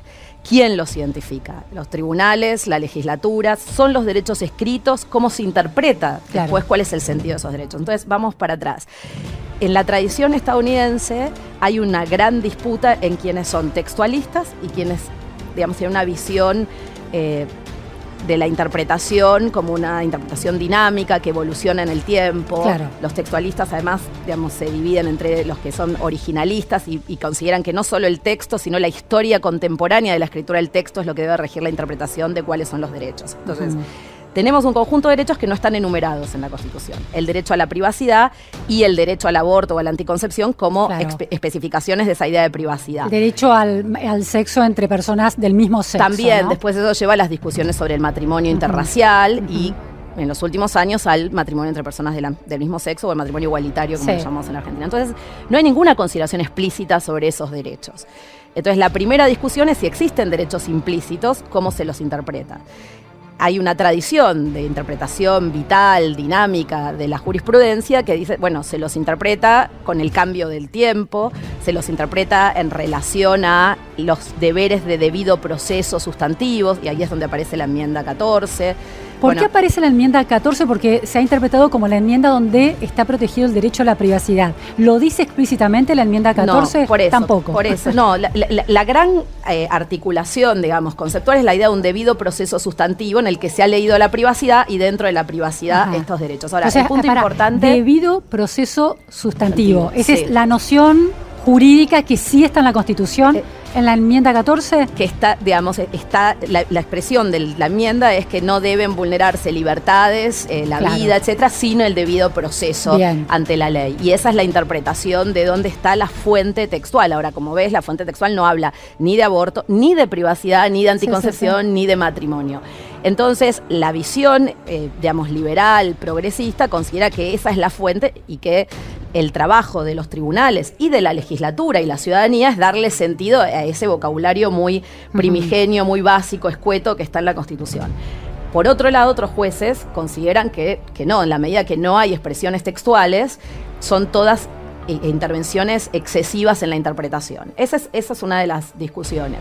La otra discusión es qué división de competencias le compete al Poder Judicial y al Legislativo. Claro. Pero también hay otra división que hay que tener en cuenta, que es la que no aparece en esta conversación cuando uno discute sobre los estados, que es la división entre el Legislativo Federal y los legislativos estaduales. Entonces, otra parte de la conversación es que el Legislativo Federal es el que tiene la protección mínima de los estándares de derechos para uniformar un piso al estándar de los 50 estados. Claro. Cuando uno dice esto pasa a las legislaturas estaduales sin un piso, en realidad abre la conversación como si cualquier prohibición, incluso una prohibición total de todos estos derechos, estuviera permitido. Y esa es la versión exagerada, digamos, polarizada, extrema, que defienden quienes creen que en el siglo XXI no hay una discusión que dar sobre los derechos de las mujeres, que si uno va al texto de la Constitución y a la historia, claramente estaban por fuera.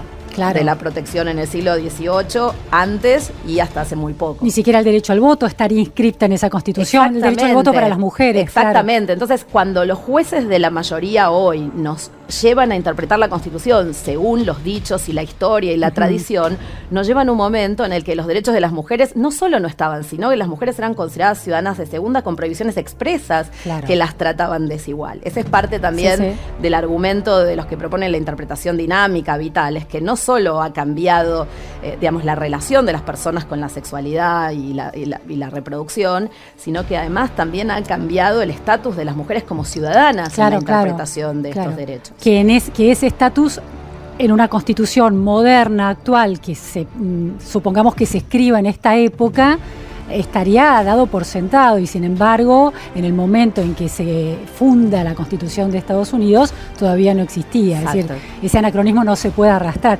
Casi como un tema también de los textos bíblicos, ¿no?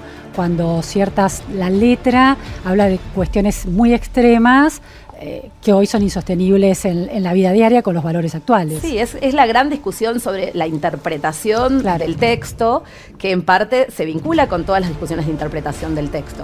Cómo los miramos en su época, en su vocabulario, o incluso en su vocabulario hacemos una interpretación dinámica, expansiva, que refleje la transformación de nuestra sociedad. Ahora, también es muy interesante porque esa corte de la década del 70, de 1973, era una corte con un componente conservador importante también, ¿no? Y sin embargo falló distinto. ¿Eso es porque la discusión política era otra? Bueno, esa corte era una corte que estaba convirtiéndose hacia posiciones más tradicionales o de más autocontrol que la gran corte anterior, que se conoce como la corte Warren, que fue la corte muy expansiva que escribió el fallo Brown versus Board of Education y varios de los fallos clásicos del movimiento por los derechos civiles y esa época tan importante, el fortalecimiento de los derechos en la tradición estadounidense. Principios de los 70 ya empezaba a cambiar la composición y la corte empezaba a restringirse. Sin embargo, este es como de los últimos fallos expansivos y ahí está parte de la crítica. También es un fallo escrito en el voto mayoritario por un juez que había sido nominado por Nixon, que también refleja en qué medida esta conversación no tenía los niveles de polarización que tiene hoy. Claro. ¿no? Eso es importante. Entonces, esa corte era un poco más conservadora que la anterior, mucho menos conservadora que la de hoy. Era una corte toda integrada por hombres y de una época en la que las nominaciones de los jueces eran menos extremadamente politizadas que lo que son hoy también. Había una visión distinta de la función judicial. Eso se fue transformando. Claro. Para algunos no se fue transformando, sino que se fue develando que siempre había sido mucho más política de lo que se había reconocido, pero la actitud de los jueces era muy distinta y eso se refleja en que hoy los jueces nominados por el Partido Republicano tienen estas visiones mucho más extremas en la discusión.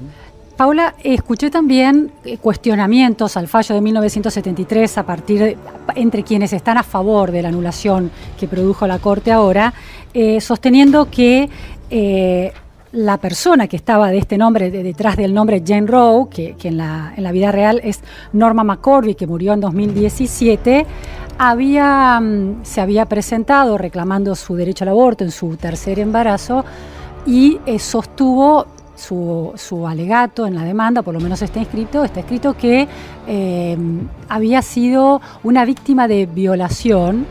Y años después, unos 10 años después, dice que ella en realidad mintió, no había sido víctima de violación. Entonces hay quienes sostienen que también eso ha sido una estafa y que hubo un uso político, porque de hecho una reseña muy interesante del New York Times cuando muere Norma McCorvey explica que esta mujer quería abortar, ya estaba de 5 meses de embarazos y dos jóvenes abogadas de Dallas, que son Sarah Weddington y Linda Coffey, que eran militantes de la legalización del aborto, deciden desafiar a Texas, a las leyes de Texas que impedían el aborto, solo lo aceptaban en el caso del peligro de vida de la madre. Entonces, la interpretación es que hubo un uso político manifiesto que, según la crónica del New York Times, en este punto que voy a señalar, McCorvey nunca tuvo que ir a declarar, o sea, firmó una especie de representación, de cesión de la representación a estas dos abogadas, nunca fue llamado a la corte, nunca tuvo de qué declarar y además mintió sobre el tema de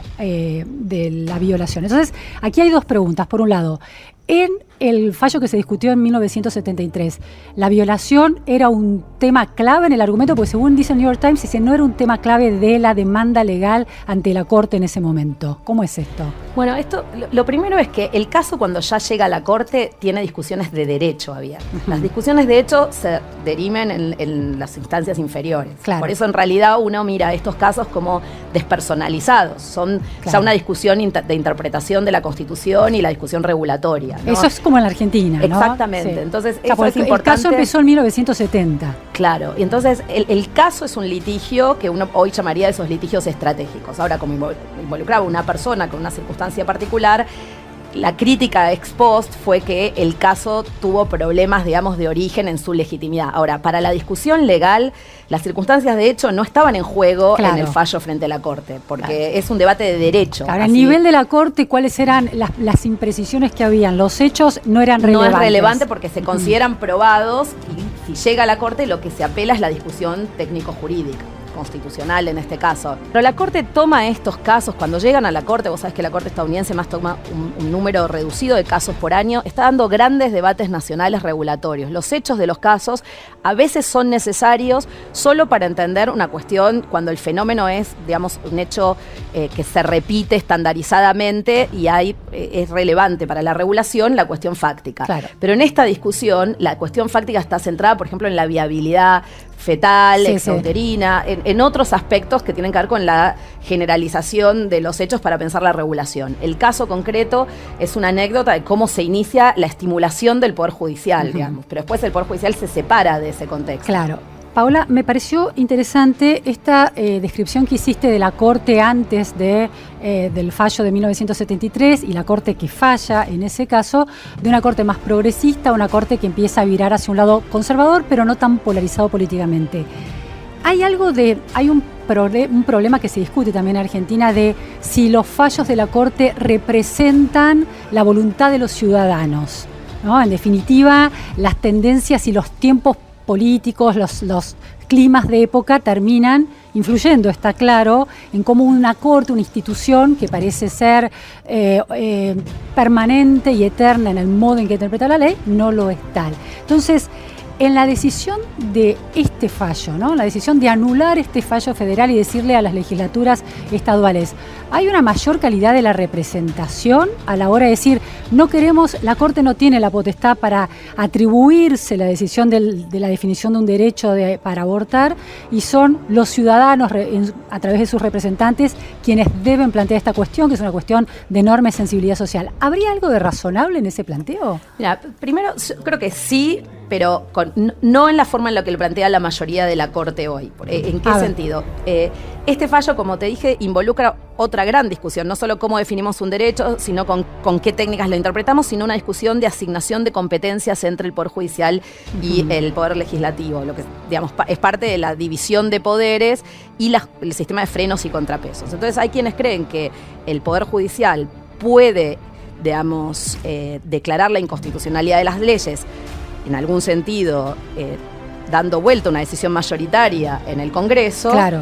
Y quienes creen que lo puede hacer con una extensión fuerte, y otros que tienen teorías más de la autolimitación, el autocontrol del Poder Judicial, que tiene que funcionar, pero con criterios que sirvan para hacer que el sistema democrático funcione en el seno del Congreso, claro, y los órganos electos, el Ejecutivo también, y el Poder Judicial acompañar esas decisiones mayoritarias. No como contrapoder, esta idea de contrapoder tan claro, sino como, bueno, darle mayor calidad a esa decisión. Garantizar que los procesos sean democráticos, que además el Congreso en muchos casos tiene también muchas fallas de representación. Claro. Entonces es distinto ver ese sistema como un sistema muy fuerte de intervención, un control judicial fuerte, o un control más leve, más débil, que, digamos, funcionaliza mejor las otras instituciones del sistema democrático. Yo, digamos, diría que esa es la discusión más sensata en un sistema que reconoce un rol al judicial review, al control judicial de las leyes. La versión más extrema de neutralidad, digamos, a la que en algún sentido ascriben los jueces de la mayoría en este fallo, es que en realidad no pueden hacer nada. Esa visión es una visión donde hay, digamos, en una supuesta neutralidad, una prescindencia del rol de la Corte y sobre todo del sistema federal para establecer algunos estándares mínimos y pisos para los estados. Entonces, aquí estamos hablando de delegar en legislaturas que podrían prohibir totalmente el aborto, establecer 6 semanas, como en el caso de la ley vigente en Texas, o volver a 15 o a 25. Entonces, digamos, hay una postura más moderada en el camino, que es una discusión que reconoce que el sistema le da a la división de poderes y al control judicial un rol, pero digamos, no es un rol de intervención tan fuerte donde estos 9 jueces pueden derogar todo un proceso democrático, mayoritario, deliberativo, que a veces se somete también a la discusión electoral mayoritaria en los procesos de elección presidencial, etc. Se podría interpretar que la decisión de esta neutralidad por parte de la Corte es una jugada política de alguna manera, y lo estoy comparando con algo interesante también, que es el derecho a la protección de los matrimonios interraciales. Hasta el año 2000, el estado de Alabama lo desafiaba, aunque está consagrado a partir de un fallo en 1967, el derecho a toda persona a casarse con quien quiera, inclusive de otra raza, aunque no esté escrito en la Constitución. Exacto. Por eso, entonces, la interpretación es política. Esta decisión, este fallo, tiene un contenido político también. Tiene un contenido político y una teoría del federalismo muy centrada en el poder fuerte de los estados y un rol muy reducido para el Estado federal y, por tanto, para la Corte Federal cuando controla la distribución vertical de funciones. Acá pero estamos hablando de las dos cosas. Daba este ejemplo porque aplicado ese principio de neutralidad, llevado al caso del matrimonio interracial, podrías disparatadamente decirse a partir de ahora, blancos y negros no se pueden casar. Eso es lo que dice, de hecho, la minoría, el voto de los 3 jueces más liberales que quedan en la Corte, de hecho, hace ese punto. Este camino de no reconocer el derecho a la privacidad, el derecho al aborto como parte de ese debido proceso sustantivo, lleva a abrir todas las grandes discusiones de derechos que tienen que ver con los derechos reproductivos, la familia, la autonomía. Y ese es el peligro, es desconocer toda una estructura de justificación de derechos que garantiza el matrimonio entre personas de distintas etnias y razas, el matrimonio entre personas del mismo sexo, y ahí si vos ves los votos separados de los jueces mayoritarios, ves que entre ellos también hay una disidencia en ese sentido, es decir, algunos juegan mucho más fuerte, como el juez Thomas, que dice, esto sí puede reabrir todas esas conversaciones. Los métodos anticonceptivos, el matrimonio, la vida sexual dentro de las parejas. Sí, porque si vamos a la discusión de cuáles son los derechos reconocidos explícitamente y todos los que no están explícitamente no son derechos constitucionales, la privacidad, la anticoncepción, tirás para atrás una enorme tradición moderna de reconocimiento de derechos. Entonces, por eso los jueces de la mayoría tienen disidencias de argumentos en este punto entre ellos. Kavanaugh dice, no, bueno, esto no abre todas las discusiones, Roberts también, entonces ahí está Alito, ibas a decir algo de Alito. Alito también, en algún sentido, es más moderado que Thomas. Entonces ahí es donde vemos esa variedad de posiciones conservadoras y donde ves también cuánto está en juego en este fallo más allá del aborto. Digamos, toda una estructura de argumentación que es más de 50 años, digamos, es el siglo, la segunda mitad del siglo XX, en el armado de los derechos constitucionales que no estaban escritos, obviamente, en el siglo XIX. Entonces, dos grandes temas estructurales y profundos, que es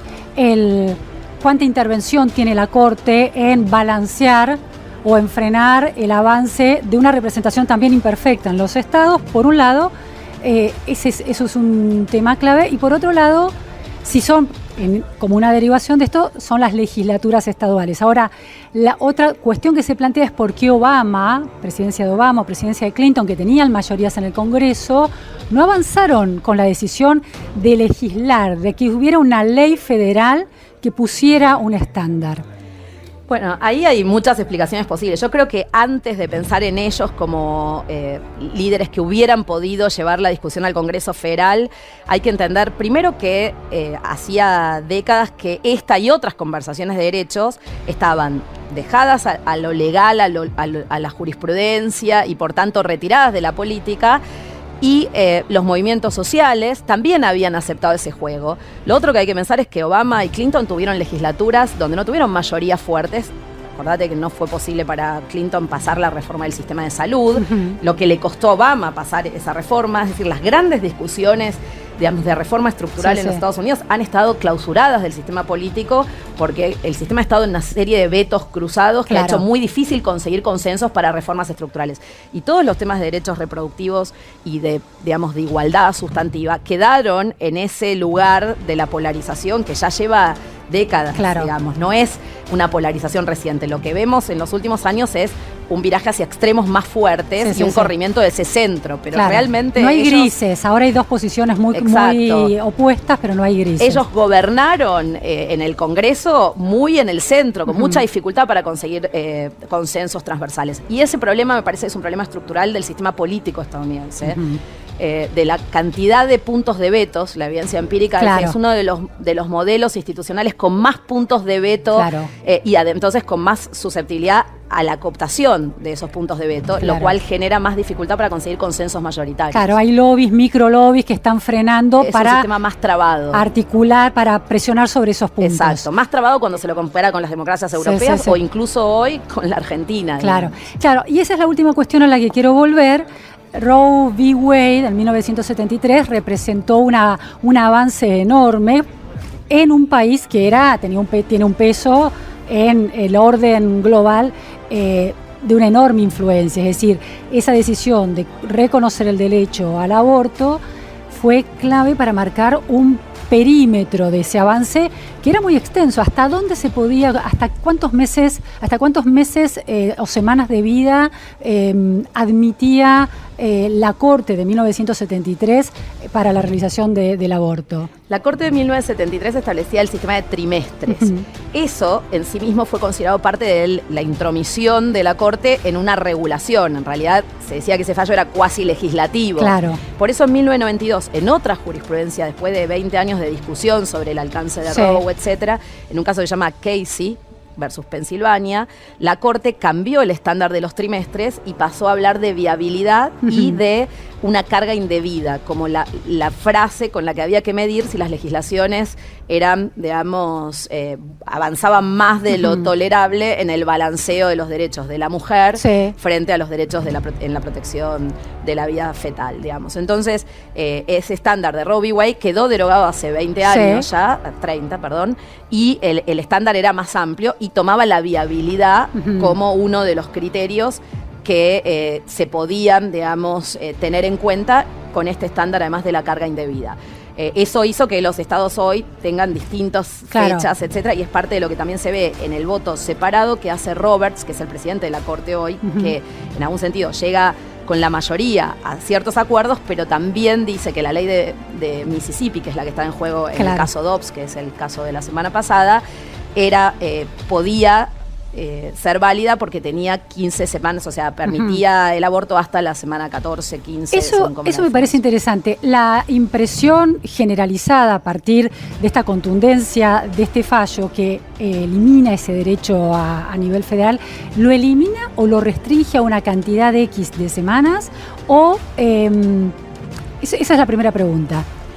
En realidad lo que hace la Corte es eliminar el reconocimiento constitucional de ese derecho, que es un paso importante desde el punto de vista simbólico y del alcance entonces de la permisión. Entonces, la mayoría de la Corte considera que no hay un derecho constitucional al aborto, que fue mal reconocido en 1973 en adelante, que no debió existir ese reconocimiento, pero considera que este es un derecho que puede ser legislativamente abordado y como la legislación penal es competencia de los estados, en el caso de Estados Unidos, esto va a quedar, digamos, al amparo de las legislaturas. Y ahí lo que sabemos hoy es que hay legislaturas que lo permiten ampliamente, como en California, en Nueva York, y hay legislaturas que son mucho más restrictivas, como Texas y varios de los estados que además hoy pueden volver a la legislación pre-Roe v. Wade, que era, digamos, todavía más restrictiva. Entonces, lo que va a pasar es eso, que va a quedar ese mapa, digamos, de permisiones. Una cosa muy importante, ese mapa de permisiones y restricciones ya estaba antes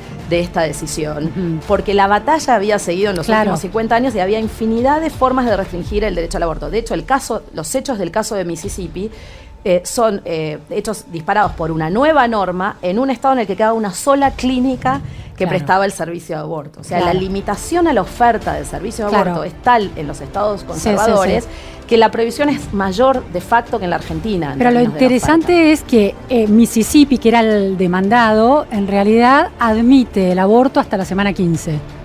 ¿Es así? ¿Entendí bien? Exactamente. Entonces, un poco para esta reacción que genera la decisión de la Corte. No es que Estados Unidos está volviendo al tiempo de las cavernas. ¿A qué se va a parecer Estados Unidos con los fallos que hay ahora en vigencia en cada estado, las leyes que hay ahora en vigencia? ¿Se aleja mucho de Argentina?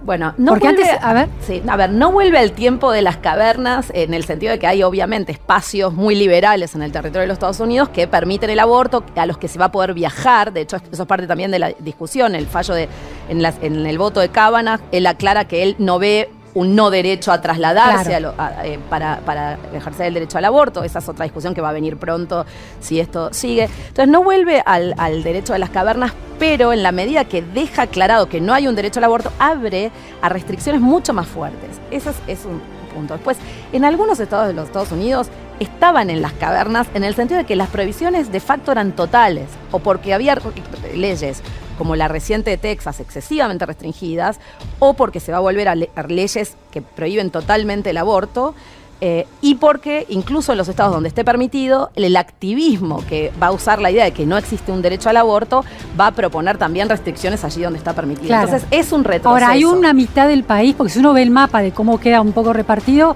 pareciera que hay muchos más estados más liberales en el sentido de respeto por la legalización del aborto. El mapa del aborto es parecido al mapa de la división entre estados rojos y azules, claro, que vemos en la política electoral. Pero lo que me interesa como última pregunta, Paula, en esos estados en los que está reconocido el derecho a la legalización del aborto, es un reconocimiento mucho mayor y menos restrictivo que el de Argentina. Claro.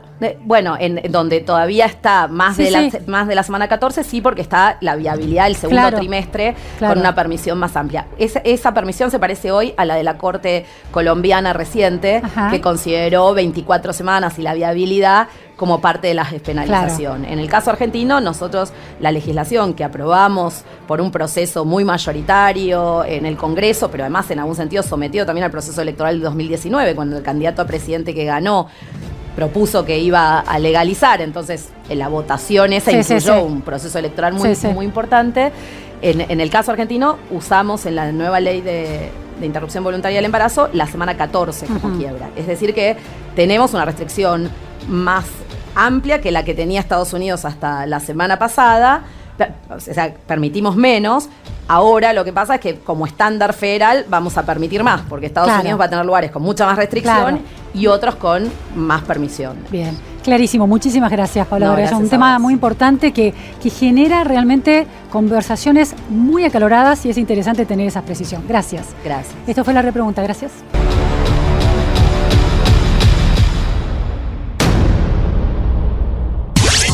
No solo queremos escuchar una voz, sino todas. Para que saques tu propia conclusión. Sin fronteras.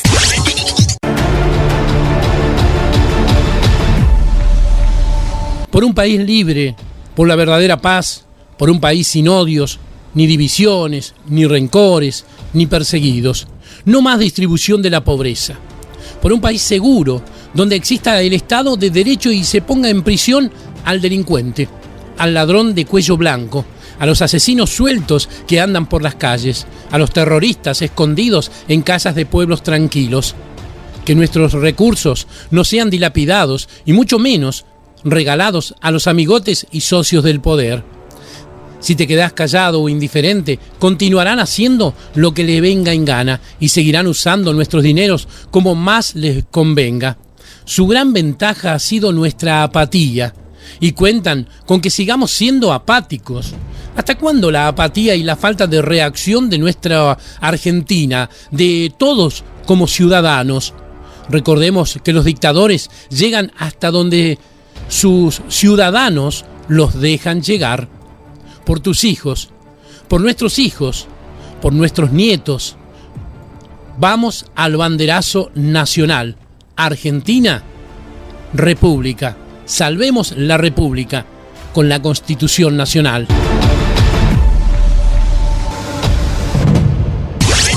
No solo queremos escuchar una voz, sino todas. Para que saques tu propia conclusión. Sin fronteras. Desde que te encontré aquí en el dial, sabes bien que solo te quiero escuchar. Sin fronteras. Día y noche sigo sin parar. Sin fronteras. Me gustas tú, estilo singular. fronteras. Tú me pones a bailar. En el invierno una vez más. Solo pido. Sin fronteras. Báilame una vez más. Nunca escuché una radio que lo haga como vos. Hey, hey, minuto, hey, hey. Sin fronteras. No hay otra radio que lo haga como vos. Sin fronteras. Otra vez.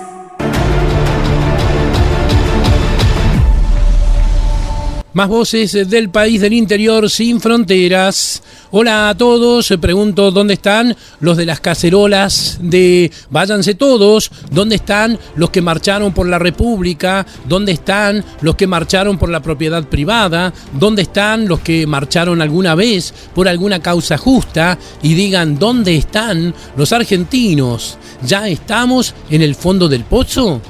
¿Qué esperamos para salvar lo poco que nos queda? La dignidad como adultos responsables del país que le dejamos a nuestros hijos. ¿Será posible tanta desesperanza que no levantemos la voz por recuperar la hermosa Argentina con la cual nuestros antepasados soñaron y trabajaron para que nosotros hoy no hagamos nada y la dejemos en la ruina? Tenemos todo para ya empezar a caminar un futuro mejor. Solo falta que tomemos la decisión. El campo está preparado y dispuesto a contribuir con tal titánica tarea. Argentina, levántate y anda.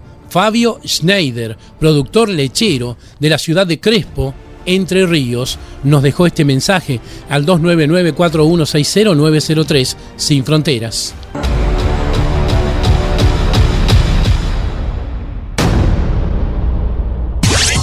No solo queremos escuchar una voz, sino todas. Para que saques tu propia conclusión. Sin fronteras.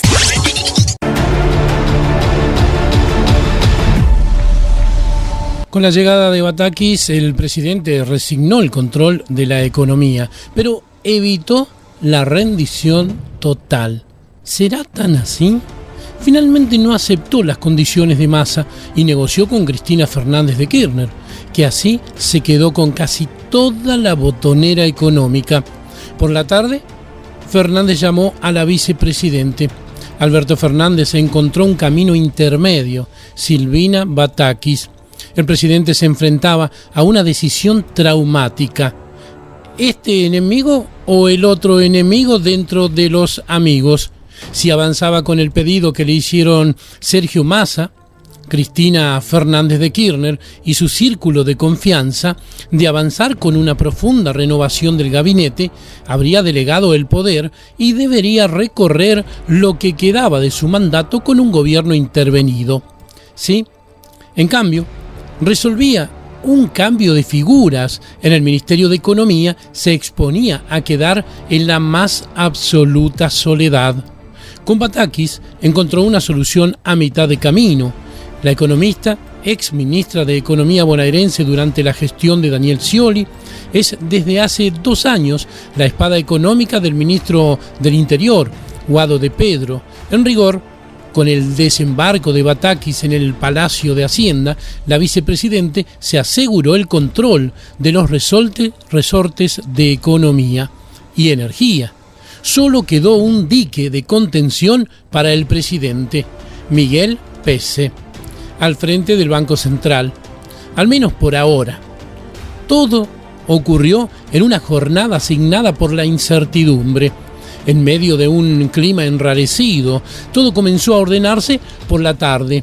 Fue cuando el jefe del Estado llamó a la vicepresidente. El diálogo que impulsó, entre otros, la presidenta de Abuelas de Plaza de Mayo, Estela de Carlotto, sirvió para acercar posiciones.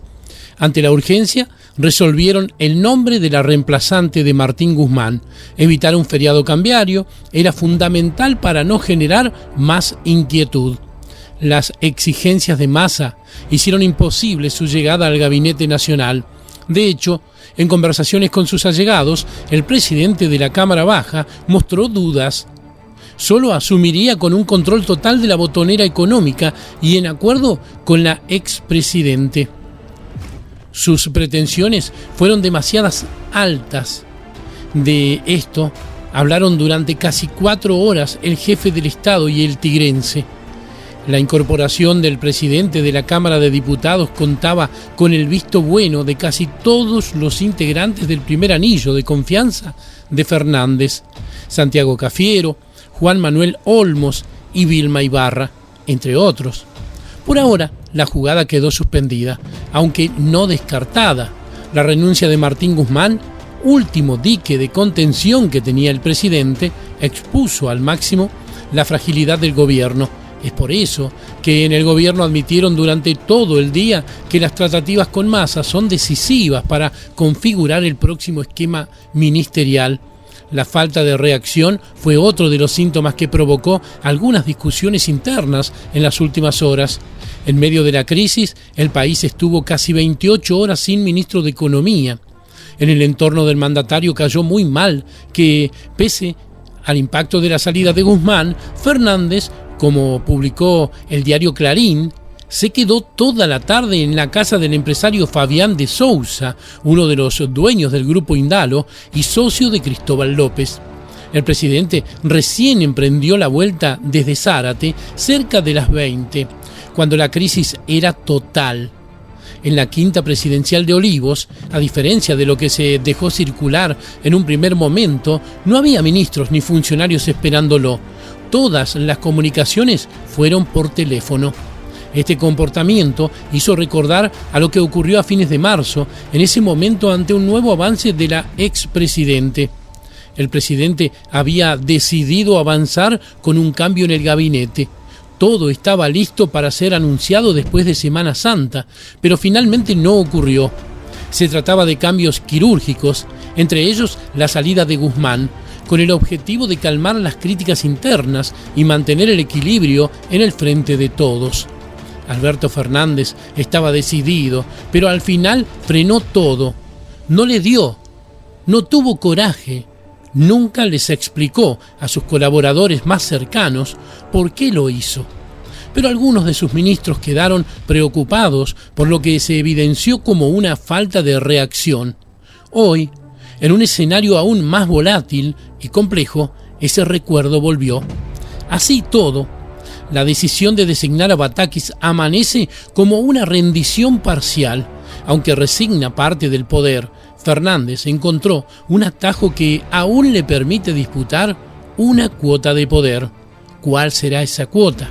Lamentablemente, para Alberto Fernández y para la Argentina, Cristina Fernández está gobernando desde hace ya bastante tiempo, pero desde las sombras.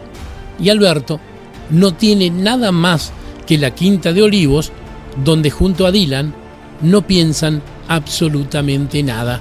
Solo jugar y corretear por las plazas y pastos o pastizales de la Quinta de Olivos con su Fabiola y su hijo. La Argentina sigue a la deriva, sin fronteras.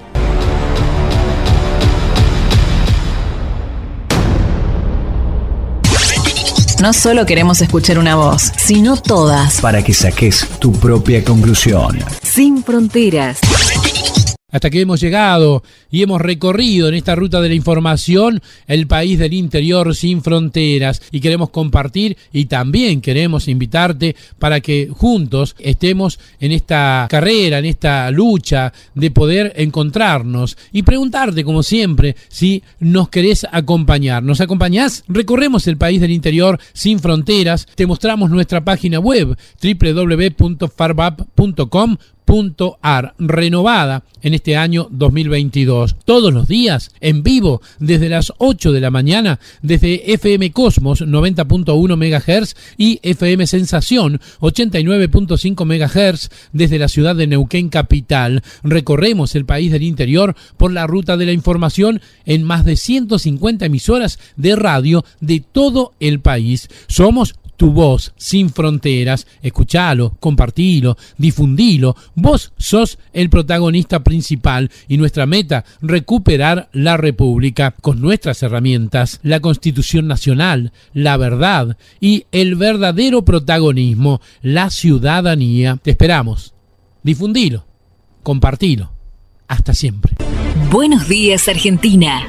Buenos días, República. Buenos días, buenas tardes, buenas noches, según sea el horario que nos esté escuchando en algún rincón de la República Argentina. Nos subimos ya a la ruta de la información para recorrer el país del interior sin fronteras. Una creación de Neuquén Producciones para la Federación Argentina de Radiodifusores de Baja Potencia, FARVAP, y la Asociación Patagónica de Radiodifusores de Frecuencia Modulada, APAR FM. Todo lo que hay que saber sin fronteras. Recorremos el país del interior. En la conducción, el periodista Ricardo Huarte. En los controles, musicalización y puesta en el aire, Tito Huarte. Y todas y cada una de las operadoras y los operadores que toman la señal desde www.farvap.com. Saludamos a quienes nos acompañan desde el portal de noticias www.noticiasinfronteras.com. Dirección, Marisa Noemí. Producción, Rocío del Pilar. Comercialización, Luz Marisa Luján. Y a todo el equipo de producción que desde La Quiaca a Tierra del Fuego y desde el mar a la cordillera hacen posible este programa Sin Fronteras. Síganos en la web o en las redes Facebook Radiodifusores Patagónicos, en nuestra fanpage Sin Fronteras Radio TV. Súmese al grupo de Facebook Noticias Sin Fronteras. Suscríbase a nuestro canal de YouTube Sin Fronteras Radio TV. Síganos en Instagram Sin Fronteras Radio TV y en Twitter @sfronteras. Participe desde cualquier rincón del país del interior. Los protagonistas están en contacto. Por WhatsApp 2994-160-903, 2994-2096-10, 2984-765239. Por mail, sinfronterasradiotv@yahoo.com.ar o al email neuquenproducciones@yahoo.com.ar. Del país del interior, sin fronteras.